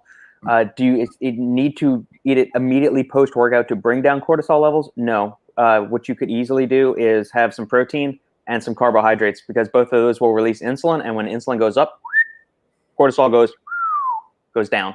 So there's no magic to having dark chocolate immediately post-workout. You can have it because it's really delicious. But just for, point of reference, this entire bar, there's 3 servings in this bar. Each serving is 200 calories. So you're going to need to eat a third of this right there. That is 1 ounce of it. There's another ounce and that. So like a lot of these people in these studies are eating that much calories. And so that's 300 calories of just pure dark chocolate that you would be eating in a day. Now, it's delicious. I love dark chocolate. This is 85%, and I eat 4 or 8 of these little squares every day. But that's just because I really like dark chocolate. Do you need to supplement with it or take it specifically for anti-cortisol benefits? No. Just having a carbohydrate and protein rich meal immediately after training will bring those cortisol levels down real quick. So, Robert, I got a couple things that just crossed my mind I want to bring up to you. The second one has to do with Layne Norton and reverse dieting. But for some reason, because I don't like chocolate too much, my wife does, I started to think about Doctor Strange and how I wish there was a Strange movie coming out. Because that's probably been my favorite superhero movie in the last 5 years. Yeah. But, I'd like to hear anybody that's watching if they have a superhero movie in the last 5 years that they liked better than Doctor Strange. I'm not going to pick on you. I'm just curious. But I had a client, Bree, who was on the feed earlier from Mongolia, and she was asking me a question about reverse dieting, Robert. And I mentioned we talked about this a few weeks back. I believe, and she mentioned Layne, and I believe Layne has kind of stepped publicly proclaiming the benefits of this. Is that correct? I don't recall all the details. Yeah, like he's been a fan of reverse dieting, and what he's been able to do, I think, both with his wife Holly Baxter and one of his other clients, I think Sohee Lee was another client of his, and she's now a coach or a trainer or something along those lines, and a physique competitor. They were basically able to elevate their metabolism by slowly reverse dieting, to whereas like typically if their maintenance calories after a show were 2,000, by reverse dieting, they set a new homeostasis at like 23 or 2,400 calories instead of the 2,000 calorie maintenance levels. Those are two isolated incidences. Do we have a bunch of data on the scientific end of that? No, that hasn't been studied in physique athletes. Yeah, and that was kind of what I brought up. There's science to really back it up, and I believe he has kind of backed away publicly from the overkill on the hype of it. Would that be fair? I don't want to speak out of turn because I think he may have put up a video not too long ago on his channel about reverse dieting. I haven't. I kind of take the 3DMJ approach to it. Like, they used to be big fans of reverse dieting, and then in recent years they've stepped back from it, and it's just, hey, just get your body is starving for nutrition post contest prep. And we're talking about people like on the extreme levels of low end of body fat, not the average individuals like you and me that are just losing 10 or 15 pounds and then just going back into a normal way of eating. These are people that are on the extreme ends of stuff. So should you slowly step up your calories? If I think that's you are probably, again, majoring in the minors at that point, putting excessive restrictions on yourself when your body's just ready to get back to normal. So if you were, go back up to maintenance, you don't need to like gradually step it up. So if you were in a 500 calorie deficit, do you need to step it up to a 450 calorie deficit 1 week, then 400 calories, then 350, then 300? I don't think that's necessary for the average individual. I follow a more pragmatic approach when I'm dealing with clients, and I think this is reasonable. For non-competitors, if you're in a period of a cut and you want to maybe take a diet break, and Dr. Mike has talked about this a little bit, the value of a diet break for long periods of cutting. Or you're done with cutting and you want to go into a lean bulk stage or maintenance stage, return to normal life. I am a big fan of slowly backing calories up just to make sure you don't jump too deep in the water and gain 10 pounds in 2 weeks. So I'm a little bit more pragmatic in that sense. But after a long period of time on a cutting diet, you can pretty much kind of guess where your maintenance level is going to be depending on rate of weight loss. Yep. Chanel, I usually work on Fridays. I've never caught you guys live before. Hi from Toronto. What's going on, Chanel? Hi. Thanks for joining in. Toronto used to be my home away from home. Used to spend a lot of time in Markham. Love the city. Miss it, and I hope you guys are doing well in Toronto. Shiv, how much weekly volume is recommended for growth? This is something I think we mentioned earlier. Basically, for major muscle groups, about 12 hard sets a week is a good target. And when I say what's a major muscle group, a major muscle group invariably involves other muscle groups and a lot of reliance on the big compound movements: chest, shoulders, back, quads. So when you're doing your chest, you're going to use your triceps and your shoulders. When you're doing shoulders, you're going to use a little bit of your chest and your triceps. When you're doing back, you're going to do rear delts and biceps and forearms and traps and so on and so forth. So with that, minor muscle groups, 6 to 9 sets. And there's some variance here because you have to look at weekly volume. And you can't just do 12 for major and 9 for minor. It's going to add up to too much volume. Hard work. So if you look at these numbers, and some people are going to knee jerk and say, more. But if you do 12 sets, Robert, bring out the old calculator of love here. 12 sets for the 4 major body parts, that's 48 sets. And then say we do 6 for biceps, that's 54. 6 for triceps, that's 60. Let's say we throw in some calves and traps and we only do 3 sets. That's 66. We do a little ab work. We're at 72. Hamstring work. We're at 78. What am I missing here? Anything? Oh, we can't forget face pulls because people will die if you don't do face pulls in a workout in 2021. So up to 80 sets. Don't forget the neck raises and stuff like that too. You got to do your neck raise, guy. Do your neck raise. No, you don't. That's 80 sets without doing a fucking neck raise or a forearm. So 80 sets for 4 workouts is 20 hard sets. If you're doing a full body or upper lower, that's 27. So you're probably going to have to trim the fat off that. So there you have it. Does that make sense? Perfect. All right, Robert, collagen. Yeah, there's a couple of different things, couple of different ways you can kind of spin collagen supplements. So they either have the hydrolyzed collagen peptides, which is basically the stuff that you get in the little gelatin packets, or like sugar-free instant Jello mix and all of those kind of things. It's hydrolyzed beef collagen. That's all it is. Yes, there's some data to support that it can increase joint mobility, reduce some inflammation in the joints, help repair some of the connective structures that are going in there, improve range of motion, mobility, all that good stuff. You can also look at UC2 collagen, which is a specific it's type 2 collagen derived from chicken sternal cartilage. Right there, it's 40 milligrams of that per day, and that's been shown to actually kind of encourage the body to naturally start producing more collagen on its own.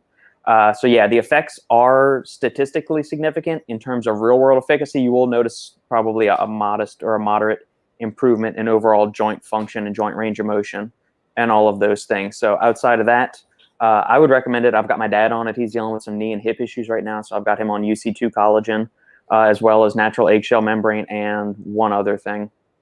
What's the other one that I've got him on? Natural eggshell membrane. And I think that's about it. So yeah, I like it. I agree with it. Oh, there's a midget.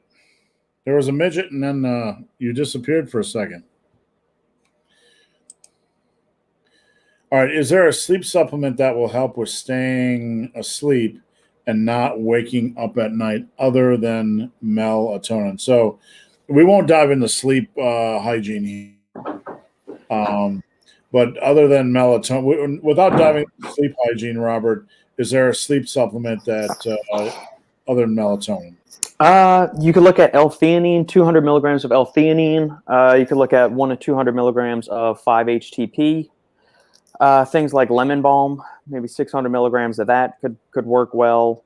KSM-66 ashwagandha, that's been shown to help with sleep just by reducing stress and all of those things. So if you're somebody that wakes up in the middle of the night stressed, something like that could potentially help as well. So 600 milligrams of KSM-66 ashwagandha, or 250 milligrams of the sensoral form of ashwagandha. Those all are some of my favorite sleep aids.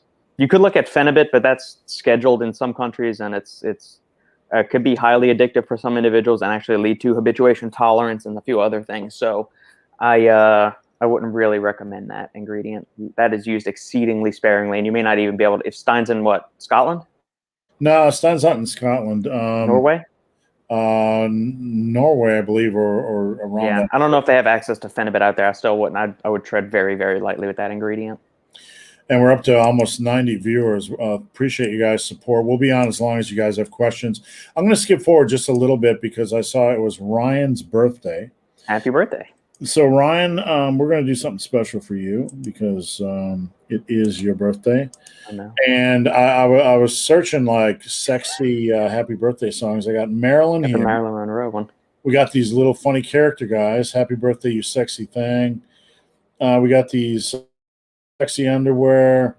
Happy birthday, Beyonce. And then this guy right here. I'm like, let's play this for. I don't know what it is. So we're going to play it on his birthday. It says happy birthday. Hi there. I heard today's your super special day. I heard that. That's a special day in the neighborhood. You know what I have to say about your super special day? Happy birthday! Well, that was worth it for a random video. I think I got that image scarred into my head. I think you need to show them the workout video I sent you last night, Steve. Yeah, we'll do that at the end, so stay around. That's going to be the new official massive iron workout of the month. Any thoughts on turmeric? It's great anti-inflammatory compound. I would avoid using it, taking it in the peri-workout window. So don't take it 3 hours on either side of your training sessions. That can blunt some of the hormetic effects of exercise. It would blunt adaptations to power, strength, VO2 max, hypertrophy, all that stuff. But if you're somebody that's dealing with a lot of aches and pains, it's a pretty effective anti-inflammatory agent. Make sure it's also it's got pretty poor bioavailability, so make sure it's complex with some kind of a bioavailability enhancer, typically black pepper extract or the patented bioperin, and that'll do you. Thank you, Robert. Lee, any thoughts on high reps being more effective for tapping out both fast and slow twitch fibers. I don't know. Junk reps at the beginning.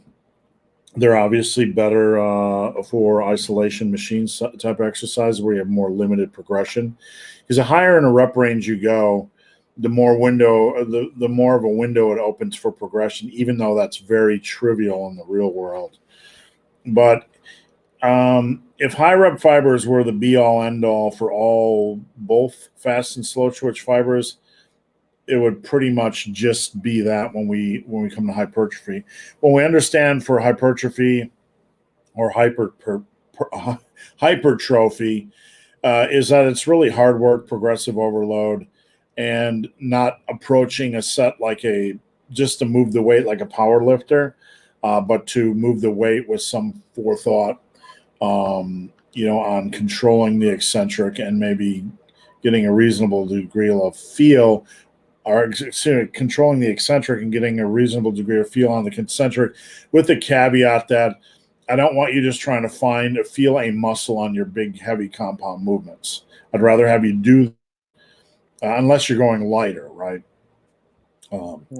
But then you're kind of deballing the strength aspect, the natural strength aspect of a heavy compound movement. Robert, anything to add or any thoughts on that? No, I mean, I like when we say high reps. I mean, there's an end cap to how effective high reps are. Like according to the research that Schoenfeld and friends have done, it's using anything less than 30% of your 1 rep max.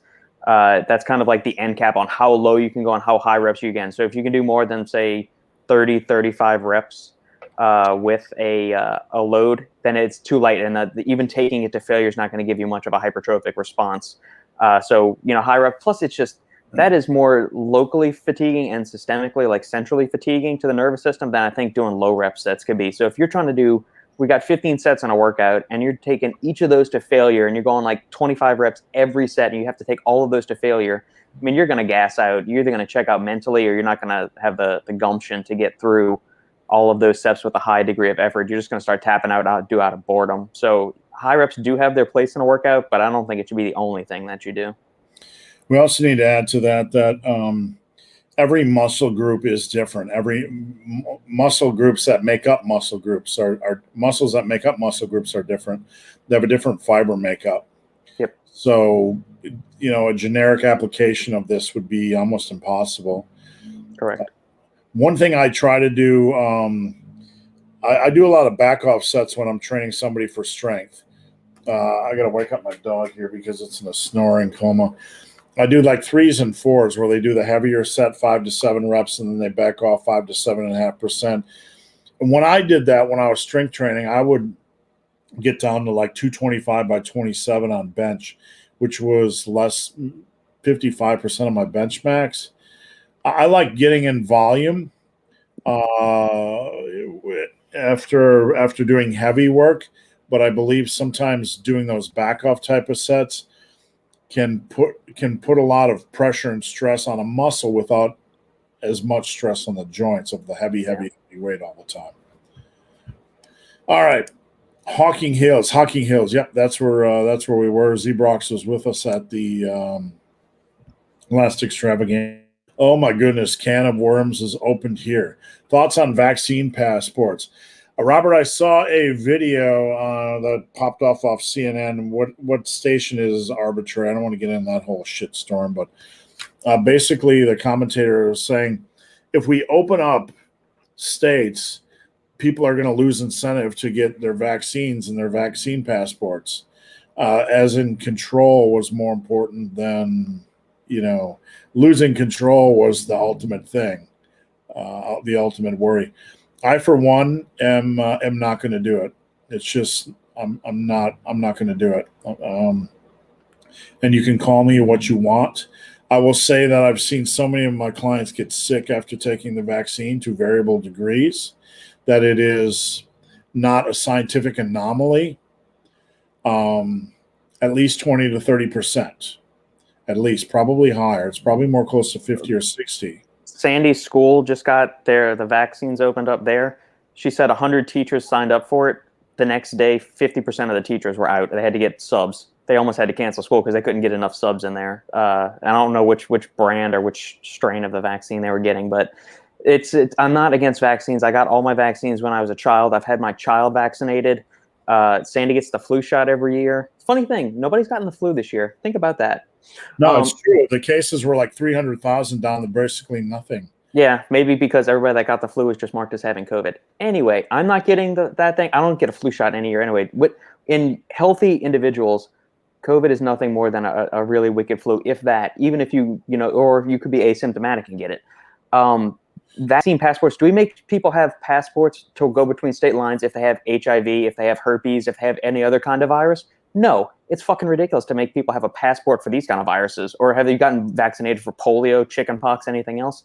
It's absolutely absurd. And if this doesn't ring true that this is all bullshit and it's about control, wake up. You know, before anybody hates on me, I haven't had a cold in 3 years.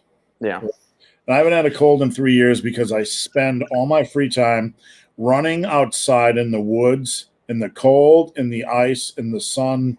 My immune system is a fortress, if ever a thing could be said. I don't even know what a cold feels like anymore. So therefore, it is my decision that I am low risk for influenza and for COVID. You could say, well, you could pass it along to other people. Fair point. I live in a box. This is my box. I live in a box, and I'm not in the box. I'm having my groceries delivered from Kroger, or I'm out in the woods running. So I have low interaction with other people. Right. And if the masks are so effective, then just by that individual wearing it, then they should be protected from you. If they are that effective from everything, it shouldn't matter if I'm wearing one or not. You have your own protection. You know, that fair be it that way. And as far as the control point or a passport, go fuck yourself. Like, I'm not going to do it. I'm not. Mm-mm. And I will not fly. I will not travel to your state if you require it. That's my personal choice. I respect. Also, an invasion of HIPAA. Let's not forget that. That's a violation of your personal medical rights too. Yeah, I'm about freedom and rights, and you can disagree with me, and I respect that. And you can do what you want, and I'm not going to judge you but I'm not going to do it. No one's going to track me. They can go fuck themselves. Yep. Buffalo Sabskis. I have been stressed and losing 4 pounds a week, just not thinking about food. Still getting 150 grams of protein. I know how it looks. Is it okay? No. That's really aggressive fat loss. I mean, like, unless you're like 350 or 400 pounds, losing 4 pounds a week that's not sustainable or a healthy weight of weight loss. The thing though with muscle memory is a real thing. So you get back on track, you're gonna gain your muscle back. With that said, we really have to look at the like, to get to where you want to go, you got to do what you know you need to do. Okay. And like, people will continue to go to the gym, and I'm assuming you're going to the gym because you're looking at 150 grams of protein a day. You're finding a way to go to the gym, but you're not finding a way to get in proper calorie intake. That's a decision. Okay. That's a choice. You are choosing to go to the gym, but choosing not to eat. And I know you're saying you're stressed and you're not thinking about food. I'm gonna say this, and it's gonna be tough love, and I'm not trying to be cruel, but I don't care. If you want specific results, you have to do what it takes to get those specific results. So I don't care if you're thinking about food, you need to make a plan, stick to the plan if you want the best results. Now, I'm not being cruel. I don't know what kind of stress you're having in your life, and it could be very, very bad. But there are times in life where we lose control, or times in life where our focus isn't just on muscle building, it's on life, and that's okay. You know, so if this is a period in your life where you just need to get through it, like a tough time, you know, it could be a divorce or illness or whatever, it's okay, right? Not everything has to be about muscle building. So overall, I just want to encourage you, whatever is going on, to take care of yourself. That's the bottom line. All right, Octavian. I just started to take creatine my first time in my life. Do I need it? No. My thoughts is just to take 5 grams a day. Robert, we talk about creatine a lot, but loading phase, I've done it before. I mean, that's the era I grew up in. What are your thoughts on the loading phase? Does it provide any benefit worthwhile, any benefit at all? For the average individual, no, there's no benefit for it. If you are maybe like a high school or college athlete and you need to ramp up real quick before a competition, I could see the argument for accelerating the loading phase. But if you're not a competitive athlete on a truncated timetable, then no, just 5 grams a day every day. You're in this for the long haul. Creatine's a long-term supplement, so think big picture. Most people fall flat on their face when it comes to creatine. When it comes to daily intake, they're very inconsistent. And we've mentioned this many times on this channel, but when you see comments on forums or the internet, it didn't do anything for me. Ask them if they took it every day for 4 straight months. I would bet a testicle that they did not. Yep. So if that card is not in play, their opinion is invalid. Can I mix it in creatine and protein shake? You can really mix it with whatever you want. Yep. All right, Robert, the birthday boy, Robert Hodgick. L-carnitine is dangerous for cholesterol. No, it's not. There's a 2016 study that says effects of L-carnitine supplementation on lipid profiles in patients with coronary artery disease. Carnitine supplementation at a dose of 1,000 milligrams a day showed significantly increased HDL cholesterol, which is the good cholesterol, and a slight decrease in triglyceride levels. There is another 2020 study, effects of L-carnitine supplementation on lipid concentrations in patients with type 2 diabetes, systematic review and meta-analysis, found that L-carnitine supplementation appears to have no significant effect on HDL cholesterol and triglyceride, but it may have favorable effects on lipid profile, especially the LDL cholesterol, which is the bad cholesterol, and triglycerides. Another 2020 meta-analysis, effect of L-carnitine supplementation on lipid profile and glycemic control in adults with cardiovascular risk factors. Meta-analysis showed that L-carnitine supplementation could improve lipid profile levels, particularly in doses more than 1,500 milligrams per day. So, if anything, it is beneficial for cholesterol lipid profiles. It's not dangerous for it. Can you see my bench back there, Robert? Yep. It's like Jesus is walking in my weight room. The light's so bright. Fitting, it's Easter weekend, man. Yeah, I want to. Before we move on, I want to talk about volume, because this is, invariably when we talk about 12 sets for major muscle groups, and we broke it down in a pretty reasonable way, did we not, Robert, to about 80 sets a week? Yeah, and that's even probably being generous too. Yeah, and that's light for arms, and Yeah. but overall that's light for calves, light for traps. Now I will say a lot of the research is showing that there's really no end that we have found yet to the return on the benefit of volume. Yeah. But do not mistake that, for a license to do ridiculous amounts of volume. First off, hard work and progression, the experts will agree that has to be the foundation. Yep. Getting the most out of a set. If you're doing 80 sets a week, you're pretty much at your end cap. Yeah. That's about as much as you really, it's really hard to do more hard sets than that. So you lay that side by side with the fact that you could do more volume and get more benefit from that. And we have to apply that practically. Like, first and foremost, as a beginner, you don't want to just try to attack volume because volume is better. You'd be better off starting slow and easing up to the 80 sets a week, maybe over the course of a year and a half, whatever. If you want to add volume after that point, it still has to be hard work. But, if you're talking about 100, 120 sets a week, where are you going to fit that in? Right. How are you going to fit that in? So the point we make, or we made earlier, is pretty much reasonable, from a practical standpoint. All right, Peanut, wake up.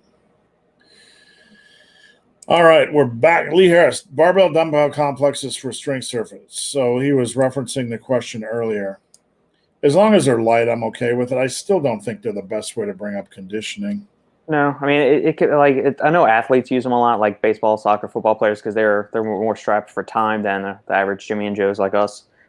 You can do it. Typically, you're going to select the weight based on the weakest lift. So if you're doing, like the bear complex or one of those highly popularized barbell complexes, your limiting factor is probably going to be your overhead press. So you end up using something, I don't know, 85 pounds, something you can use for 12 reps, and then you're going to do 6 reps on each exercise for that. So remember, you're not building strength with these things. These are like metabolic conditioning things. It's more, you're getting cardiovascular work. You're getting a little bit of resistance training benefit, but it's more for, increasing blood flow throughout the body and taxing the cardiovascular system. General health, general fitness, Metcom. We're not against these things. No, I've done them before. I do them, once a month maybe or so. I'm not against them. If you find them fun, do them. Just know what they do and what they're for. They're not going to be the best conditioning work. They're not going to be the best strength work by any stretch of the imagination, but they're good for general fitness. Like I can do, Robert, people ask me, like, why do I like to do a lot of body weight stuff? Why do I like to do general conditioning stuff? Because I can lift all the weights and I can run all the miles, but it doesn't give me the same level of conditioning as doing burpees or Turkish get-ups. There's so many different levels and layers to fitness and specificity that what you add to your plate is up to you. What you want to be proficient at. You ever done so speaking of burpees, you ever done man makers, Steve? I have 2 daughters, so I've only done 2 woman makers today. Basically, all right, you start off holding like a pair of dumbbells by your side, or you could do kettlebells or something. You drop down, do a push-up to the right, do a renegade row, do another push-up, do another renegade row, jump your feet in, then you stand up, then you jump back and you do it again. So it's like a burpee on steroids kind of thing. Yeah, I actually have a video way back in the dungeon era of me doing something similar, push-ups with dumbbells, and then kind of a burpee. And I've done some of that stuff with my runner training. They make us do all this stuff that I like that I don't really enjoy. Richard, hi guys. As always, love the info. Thank you for your support. Is glucosamine HCl worth taking? Any benefits from a little apple cider vinegar every day?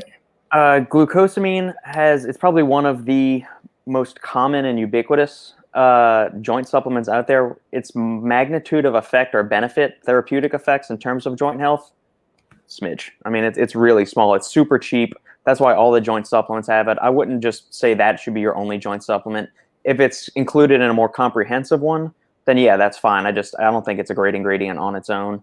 Look for something where it's complex with other stuff like MSM, natural eggshell membrane, Andrographis paniculata, paractin, natural eggshell membrane, UC2, those kinds of things.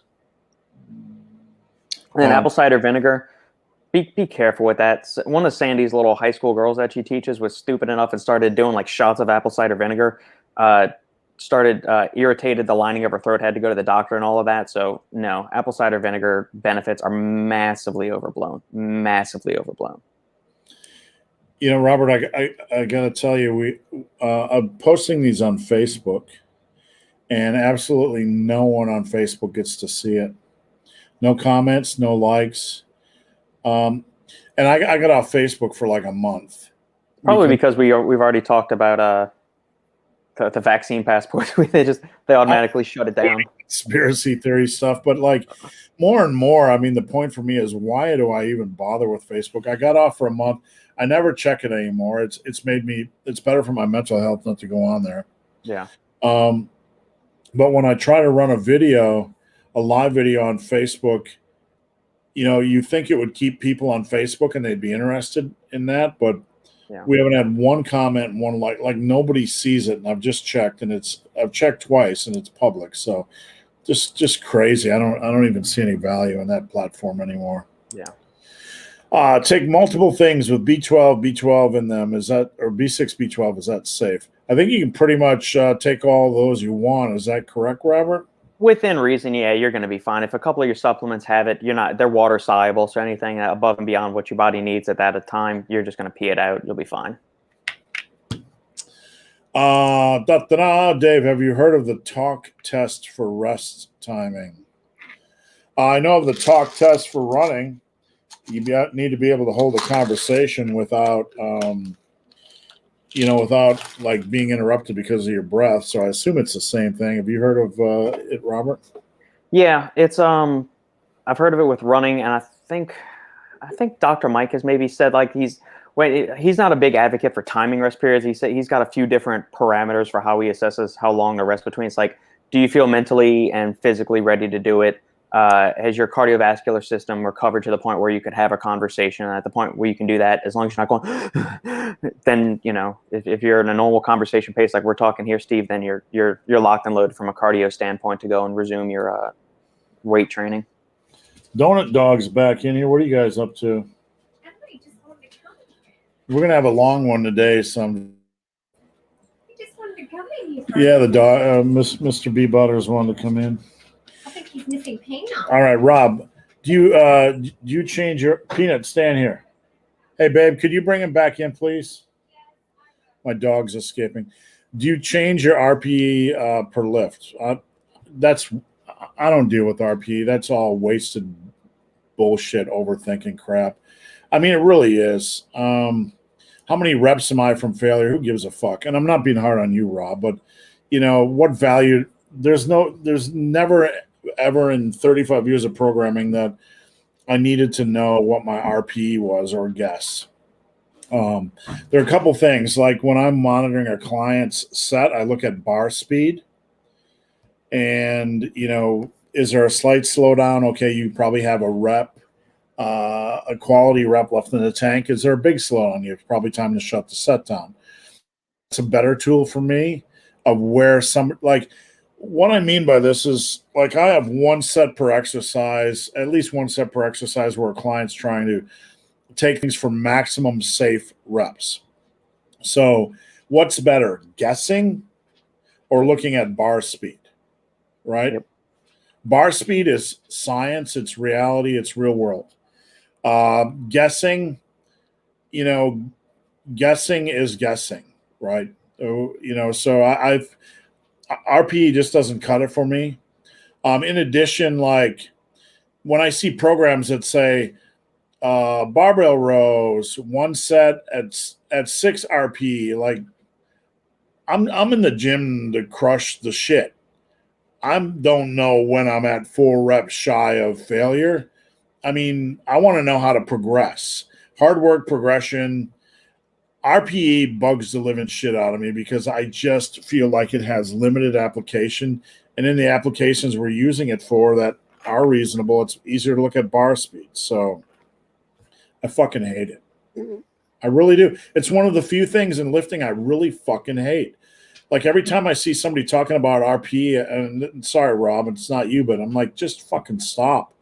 I mean, a beginner doesn't fucking know what their RPE is, and the intermediate lifter shouldn't be fucking looking at RPEs. They should be looking at their bar speed, right? If you really want to get scientific. So I get like that with RPE. Like, I don't fucking know what a 6 RPE is. I mean, what use does a 6 RPE set have for me? What value? How does that help my training? If I go in there and do a set of lat pull downs and I'm focused on a controlled concentric or a controlled eccentric and driving my elbows back and shoulders back on the concentric and taking a set for max safe reps, RPE adds nothing. All it does is distract or waste my time. So I'm sorry. I'm a hater, Robert. Triggered. No, I'm of the camp, and I've always kind of been this way. And it's probably ingrained from like Taekwondo. It's like you just push every set to the point where you can't really do any more quality reps. Like Steve always says, make every set count, make every rep count. I always go to that point. I don't try to like hold myself back and say, oh, I'm only going to do 7 reps when I could have done 10 reps. That feels like a warm up, or I'm like half-assing my workouts. I like to push to like 1, maybe 2 reps from failure just so I can get a couple extra reps on the later sets. But, holding yourself back 3, 4 reps, it's maybe if you're doing like a powerlifting kind of program or something where you're only training at a certain RPE and then like you ramp it up as the weeks go by. But for like regular muscle building or the power building stuff, no, I don't do that. I mean, context is everything, and I'm certain there are ways that you could program this in if I do within context. But it's like you have your warm up sets, which are if you use like a yellow, green, red, right? Traffic lights. Warm up sets, you're not going close to failure. The point is to warm up your central nervous system, etc. So that's kind of a yellow, and a green would be like if I give a client 3 sets of 10 on a lift, the last set's max reps. The green, they're going to a specific rep goal, 10-10, and then they have a progression goal on the last. And the red is all out safe max reps. Like I can see understanding a rep away from failure, 2 reps away from failure based on bar speed. Even a green set where you're stopping short, I can see that, but like having a base of 10, like that's ridiculous. What's a 2 RPE? That's like kicking a can down the road. No, I mean, who fucking knows? And half the bros in the gym are doing RPE shit. Like they're stopping well short of failure and whatever. That's the crap that gets no results. I don't know. I think it's a useless tool. I think it's I don't think it's the best tool. We need more people to join so we can get the Robert dance. We were pretty close. There we go. Cheeto, to everyone, if you're going to do body weight training, buy yourself a belt to add weight. All right. Made Vittles. Sorry. I need more caffeine. Speaking about berberine, wasn't there indications that it could hinder gains? From a mechanistic point of view, yes, it's possible. It's got some pretty potent anti-inflammatory effects, and it also activates the AMPK pathway in the body, which is the AMPK is one of the master energy regulators in the body. So AMPK and mTOR kind of work opposite of each other. So when you want to stimulate mTOR, you don't want to activate mTOR because then that drops, and vice versa. So berberine activates the AMPK pathways, and it's got some anti-inflammatory effects, which is why I don't suggest taking it within, kind of like I said with turmeric earlier, probably 2 to 3 hours around your training window. And I know a lot of glucose disposal agents put berberine in there, which, it's a great ingredient. It's been shown to be as effective as metformin in certain studies. But it makes no sense to take a GDA immediately post-workout. The training session in and of itself is going to potentiate insulin sensitivity, deplete glycogen stores, all of which is going to make your muscles very highly receptive to any and everything you're going to throw at it. So the use of a glucose disposal agent in that case in the immediate post-workout window would be akin to like dumping a 16-ounce bottle of water in a swimming pool. It's going to have no effect on it whatsoever. It's going to be a waste of the supplement and may blunt some of the hormetic responses of exercise. So you can use berberine, just take it away from your training window. All right, sorry, I'm just have to send a message up. What do we got next? Thank you, Robert. Rico Santana used to be the what was the Intercontinental Championship in the WWE? Tito Santana. What's the best way to structure legs in a workout? There is no best way to structure legs. When volume is equated, it is it doesn't matter how you train. Oh my goodness! I asked my wife for a fill up, and she brought me one. She's the sweetest thing. There you go. Look. We have to say hello again. He's back. Three-peat. What's up, B Butters? His paw is wet. What am I got on? The next trick is to train Mr. Butters to be able to open the fridge, get you the monster, and bring it to you. Yeah, crack that beer, Butters. What's the best way to structure legs? No best way. The best thing for leg size is a variety of leg exercises and progressive overload and consistency. Sacking up, going heavy, and pushing yourself. In a perfect world, you want to do squats and leg press and hack squats and leg curls and RDLs and leg extensions and lunges. And if you can survive that, maybe that's kind of what I try to put Alan Roberts through. And like, if you can do that, then you're going to have, over time, you're going to have some pretty good wheels. And in that mix, when you find a leg exercise that is not really working for you, don't hesitate to chop it off and find something different. Thoughts on terrain theory as opposed to bacteria theory? I have no idea what that is. Neither do I. Sorry, buddy. Any advice on squatting for tall people? There's a couple articles that I put together at Tiger Fitness with a buddy of mine who was a power lifter and a sheriff. And it was a series squatting for tall people, deadlifting for tall people. And I would suggest searching that at Tiger Fitness. I believe there's a video to go with it as well. That could probably teach you more than I could. But if you're squatting, you're gonna have to, like anybody is gonna have to make adjustments while they're squatting. Anybody, because everybody is unique with limb lengths and physiology. Tall people obviously are gonna have a special set of circumstances. It might be better for you to go a little bit wider. But the best thing I can say is get a video and let somebody like me take a look at it and start to push you in certain directions to help you. Is it bad to flex worked muscles for a pump on rest day? Bad, useless, yes. Yeah.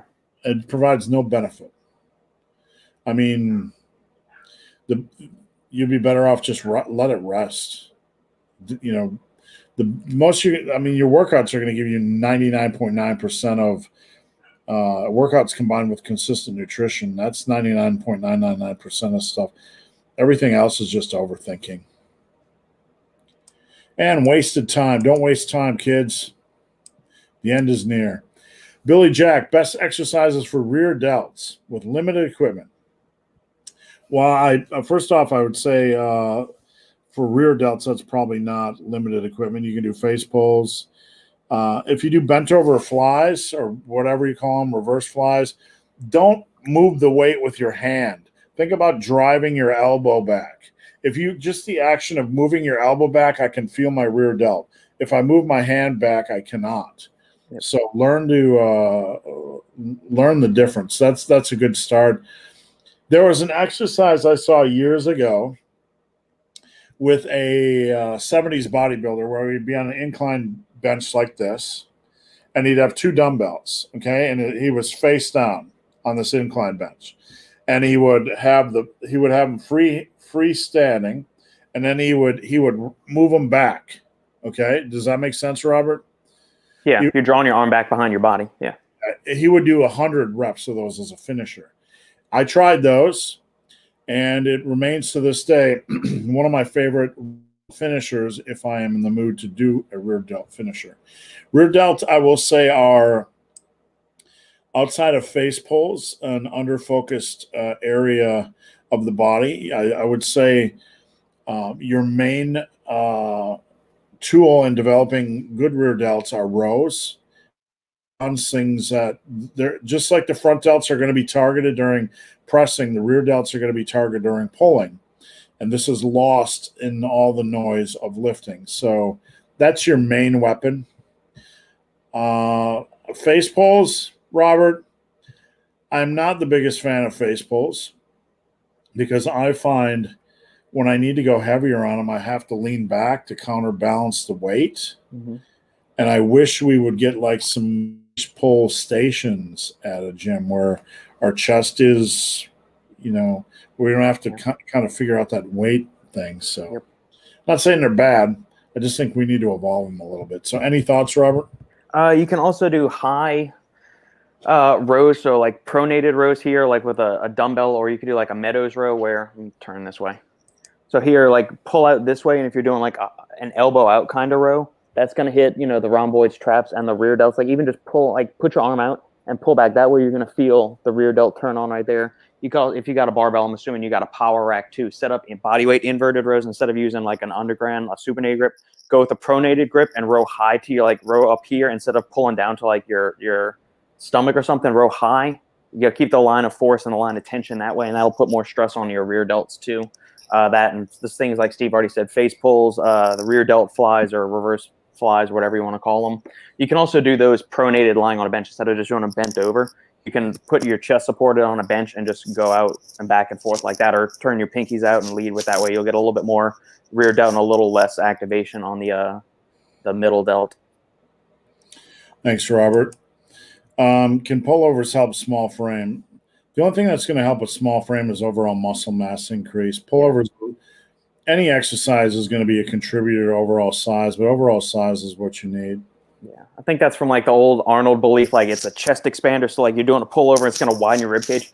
If an exercise actually ripped your rib cage apart, I mean, you'd be in the hospital. So it's not going to expand your, it's not a chest expander like it used to be thought of.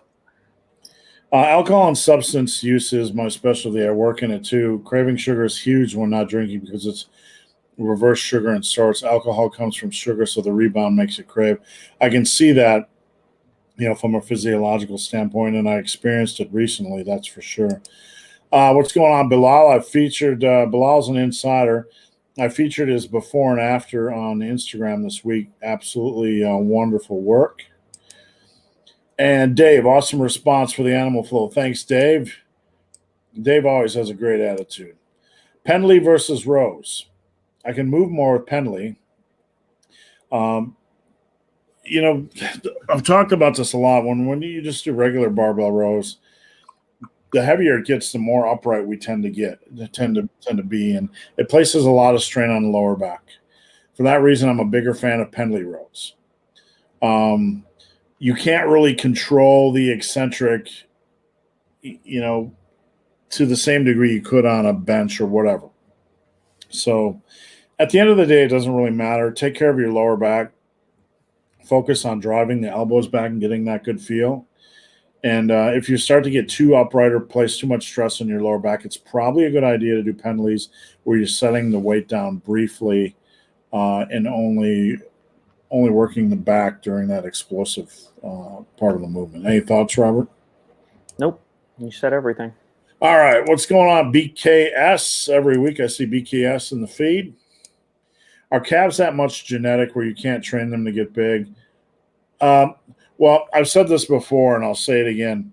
When's the last time you met somebody that trains their calves as hard as they train their chest or biceps? So let that sink in and resonate for a while. The answer is probably never. So do we know what will happen if you train your calves the same as you train other body parts? I think they're going to grow. I don't know a single individual that trains their calves with a huge amount of effort over the course of 4 to 5 years. I talked about it earlier in this video about seated calf raises and increasing the time under tension. Calf exercises have a limited range of motion. So when I've trained clients using a 1-2-3 hold 1-2-3 protocol on the seated calf raises, they tend to see some gains. Speaking of that, Jerome is an insider, and Jerome did that protocol, and I believe Jerome gained an inch on his calves. Update me on your sleep stack. I've been dabbling around with, I don't use stuff every night, but most of the time it's a really big pinch of L-theanine. I don't measure it out anymore. I just take 2 fingers. I've got the bag of theanine right over there. I just take a big scoop, throw it in my mouth. I'll do that. Some nights I'll do 600 milligrams of KSM 66. Other nights I'll do 25 milligrams of Conaese or Zembrin.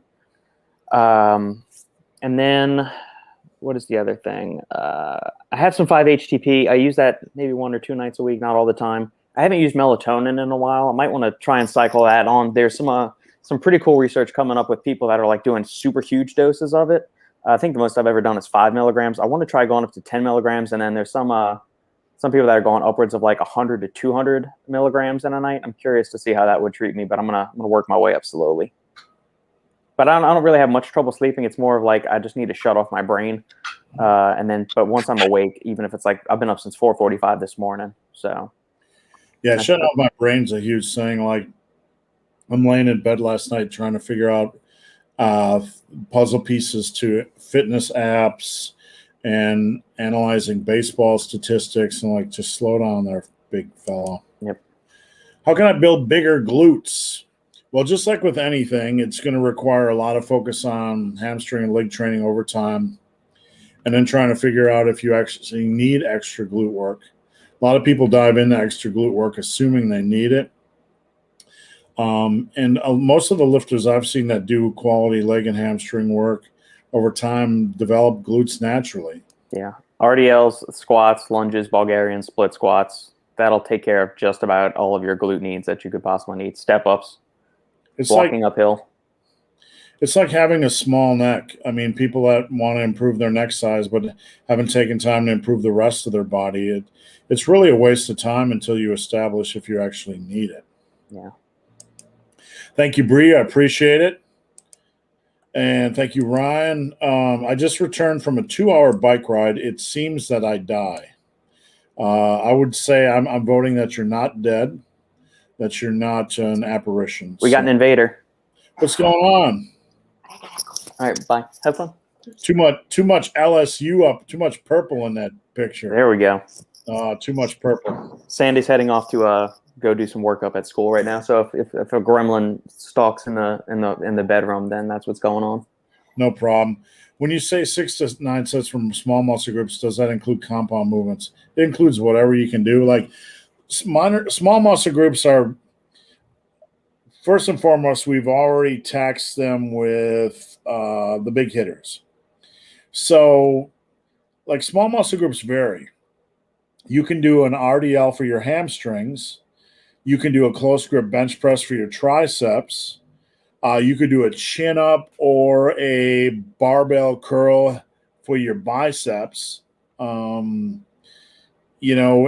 not all these exercises are inherently a big compound movement, right? An RDL or a close grip bench press is still going to be more of a compound movement, where a barbell curl, that's a big hitter. That's going to be more of an isolation style movement.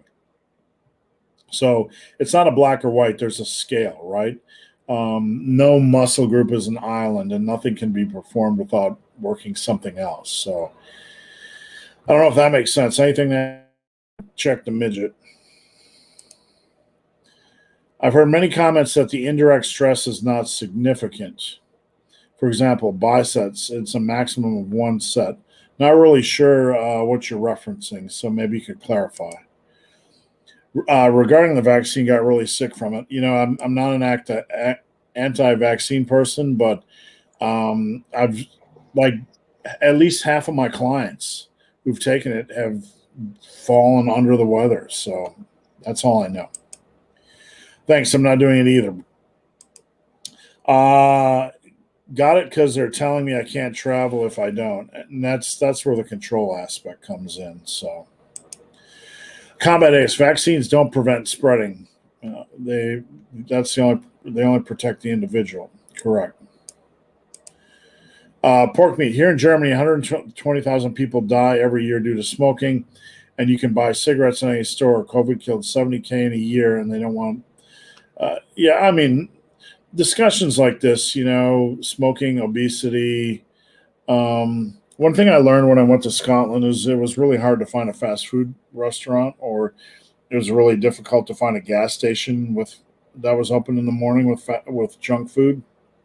But America, you can find whatever you want at all times. So I don't know. I mean, they're two separate things, but a lot of this is about control. That's honestly the truth. All right, what do we got? Where do you look to know how strong you are, relatively speaking? I put out a strength standards article that was at Muscle and Strength, Natural Strength Standards. You can check out that article, relatively speaking. And there's also some strength standards. What is the website? Hold on, folks. Strength level? Was that it? Strengthlevel.com. Strengthlevel.com is a standards tab that'll really, really help you understand where you are. My new book, if I ever finish it, has a lot of strength standards in there as well. How much volume have you made in your best week for the bench and related? How much volume have you made? Bench, I used to start out with 3 to 4 sets. And then sometimes I would do 3 sets of guillotine presses. And then I would do 3 sets of dumbbell presses and 3 sets of close grip presses when I was at my strongest. So basically 9 to 12 sets of bench press variations when I was training purely for strength. I would also add in 2 sets of push-ups. So I was doing anywhere from 10 to 14 sets on bench. Last I heard, L-carnitine metabolized into trimethyl blah, blah, blah, and hammered blah, blah, blah. Yeah, L-carnitine is carnitine, choline, and betaine are all metabolized by the gut bacteria into TMAO, which is trimethylamine N oxide. And then there's a bunch of studies that show that there's an association, not direct causation, but an association between elevated levels of TMAO and increased cardiovascular events. However, there is some other research showing that there's no interaction whatsoever. So it's kind of a mixed bag as far as the TMAO linked to cardiovascular disease, stroke-related events, heart attacks, all of that kind of stuff. You know, the way I look at it, if you're eating a healthy diet, plus people that tend to eat more products that contain choline, betaine, carnitine, so people that eat a lot of animal products are just going to naturally have more higher TMAO levels because you're eating more of those substrates for your gut bacteria to produce. So it's an association, but it's not causation at this point. Thanks, Robert. Octavian, thanks for responding. We appreciate your support. We really do. Eamon, for progressive overload, is it best to use, and I'm just going to say before I even finish reading the rest of the question, best in the terms of hypertrophy is usually not the best word to use. For progressive overload, is it best to do every set, every workout, use heavier weights, or do different workouts, combination of the three? For progressive overload, is it best to do extra sets every workout? That's a limited form of progressive overload. Like that's a single workout progressive overload. If you do 3 sets and move to 5, you can't sustain that. So that's really non-sustainable progressive overload. It's limited. Or do different workouts. You mean increasing frequency? Robert, can you decipher this in a way that I might be missing?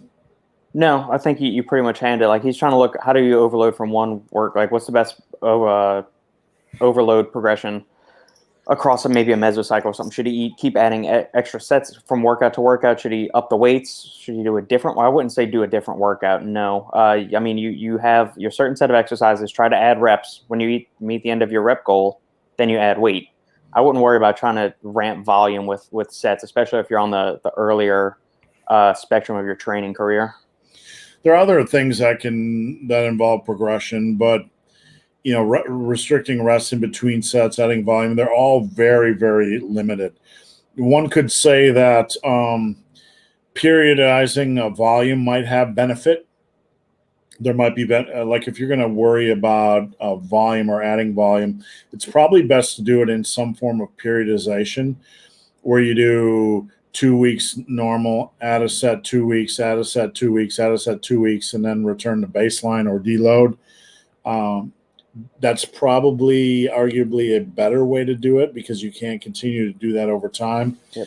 You could also use the same approach with rest pause. So the main driver of progressive overload is strength. If you're looking at hypertrophy, you have to practice quality sets and then maybe cycle this other stuff. Anything else to add to that, Robert? Nope. We kind of touched everything. All right. Raises before vertical pushing or after. Goal is hypertrophy. Vertical pushing, like lateral raises before military press, overhead press. I mean, your main goal is once you have your form down on military press and you're okay with your form, I don't think pre-fatigue, what we're looking at here, is necessarily bad. You know, you still have to focus on progressive overload and military press. There's some exercises I don't find that to be good. Like if you're going to do pre-fatigue before a squat, you want to make sure the weight is moderate and not heavy, super heavy.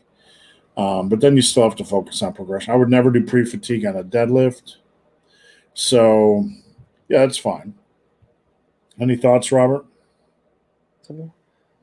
I've heard John Meadows talk about doing rear delt raises because he said, you know, rear delts are a weak spot for most people. So doing that might also help give you a little bit extra cushion to like support your chest.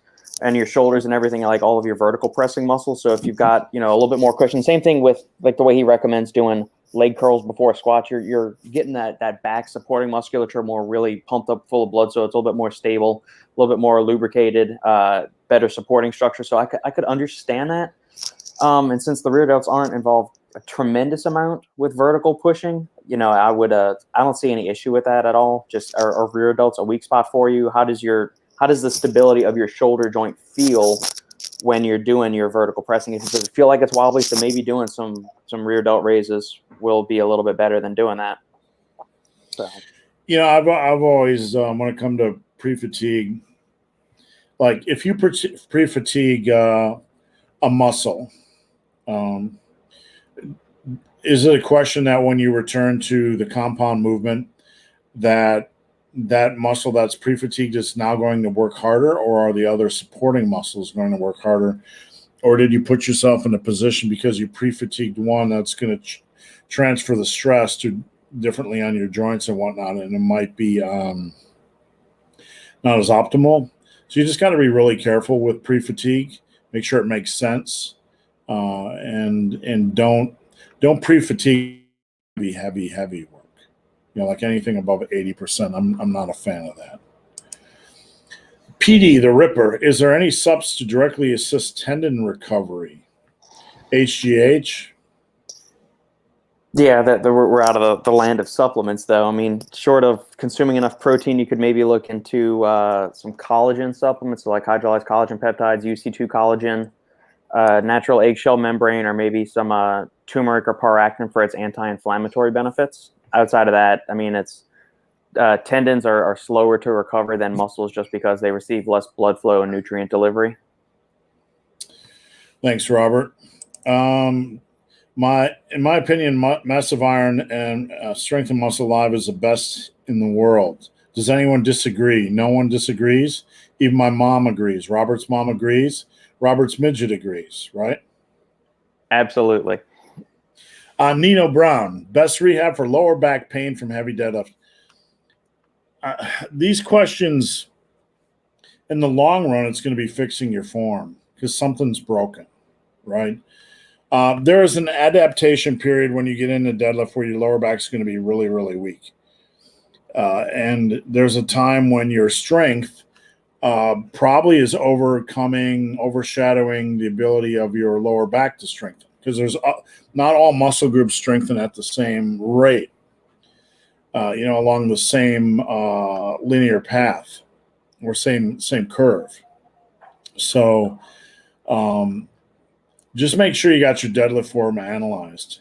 And if you're having lower back pain from a heavy deadlift, you need to stop. You need to stop deadlifting. Or you need to stop deadlifting above 90%.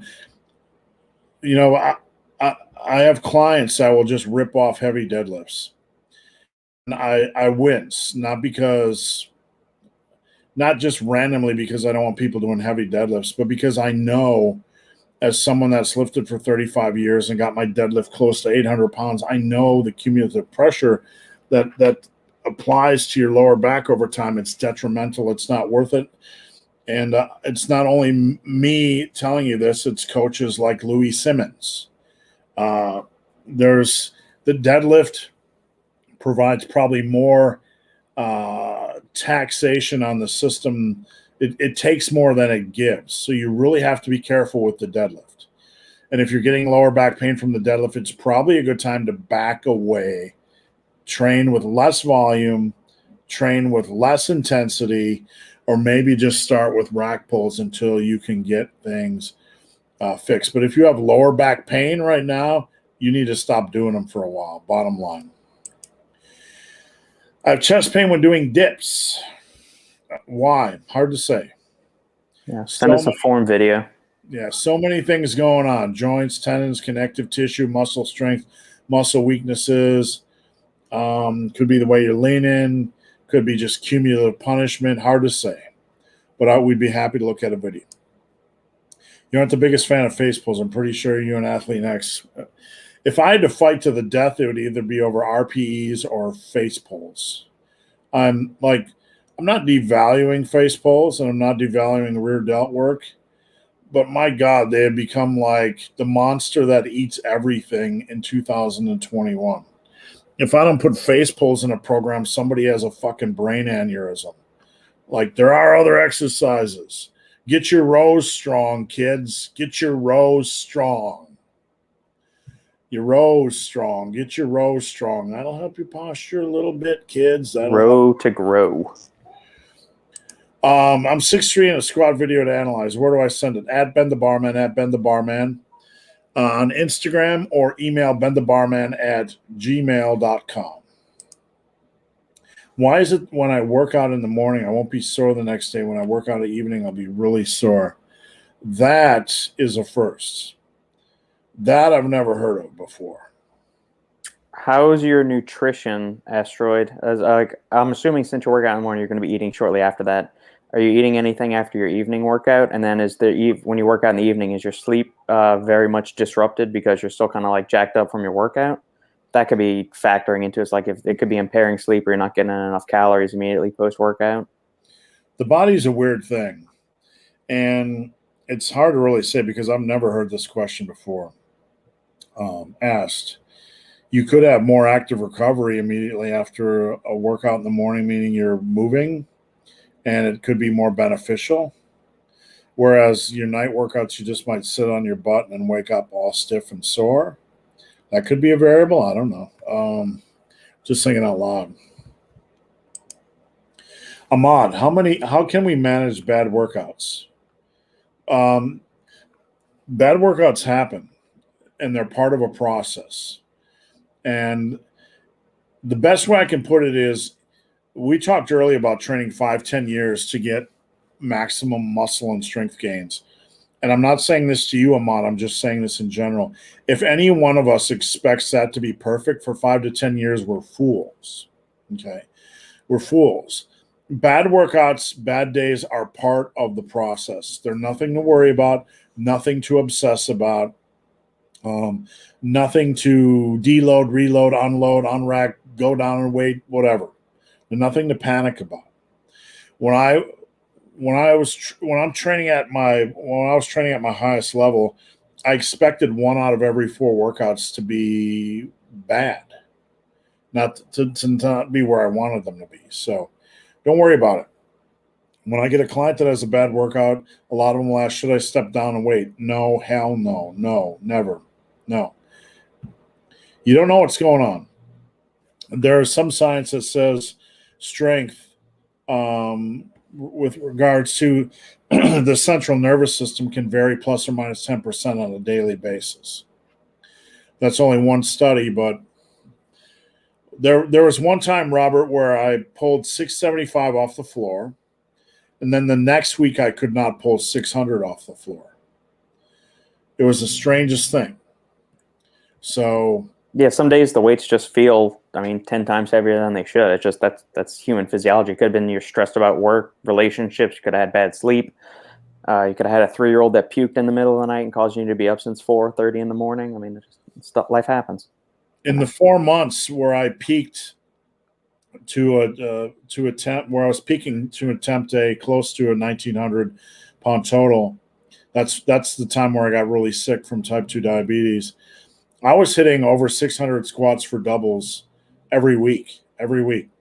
When I got to the meet, and I was very, very sick for an entire week from fatty liver disease, I still attempted my opener of a 600-pound squat, and I couldn't even get it halfway down. So blow it off. Mike, Sean N. had a video where he uses a box to help prevent leaning back on face pulls. I'm trying to envision that. Is he sitting? I'm not really sure what you mean. I'd have to see it to understand. I'm still making progress with the calves method. All right. Appreciate the reply. I'm a new subscriber and I love your content. Thank you. All right, guys, we are out of here. It's 2.5 hours and we appreciate your comments. If we missed your comment or didn't see it, head over to Instagram at Ben the Barman or at the Supplement Engineer. You can also head over to my website above, some massive iron gear, get yourself some PDF workouts, get yourself some hard back workouts, some real books. You can get coaching. You can get the Massive Iron Insider. I talk to my insiders every week. They're not full coaching clients, but I help them with form. I help them with whatever they need. And that's all part of the gig. You also get access to the private forum as well. So Robert and I have a lot of things coming down the pipe. We're trying to change a lot of the ways we're doing things and adding new services and tossing around new ideas. So hang tough. So Robert, what are you doing this weekend? It is Easter weekend. If we were in New Orleans, we'd be going to a crawfish boil. That's what we'd always did on Good Friday with my family growing up. You have a massive thing because we're, Catholics. You're supposed to abstain from meat on Friday, so everybody gorges themselves on seafood. Since we're not in New Orleans, we don't really have readily accessible to crawfish decently priced around here. This afternoon, we will be dyeing Easter eggs. We'll be doing that. I boiled a bunch of eggs this weekend. We'll do an Easter egg hunt Saturday or Sunday morning. Tomorrow, upper body workouts. We'll do Iron Wolf in the afternoon. And then, Sundays, all the normal Easter celebrations that are concomitant with Easter.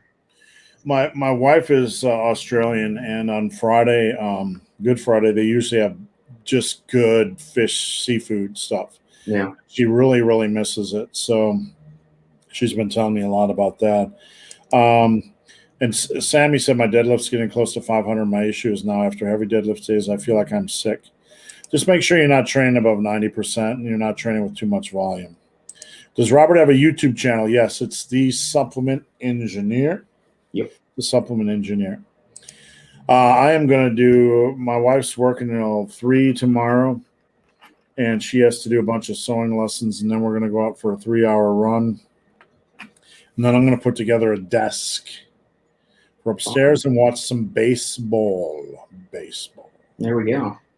All right, Robert, thanks for everything. We'll see you next Friday. Bye.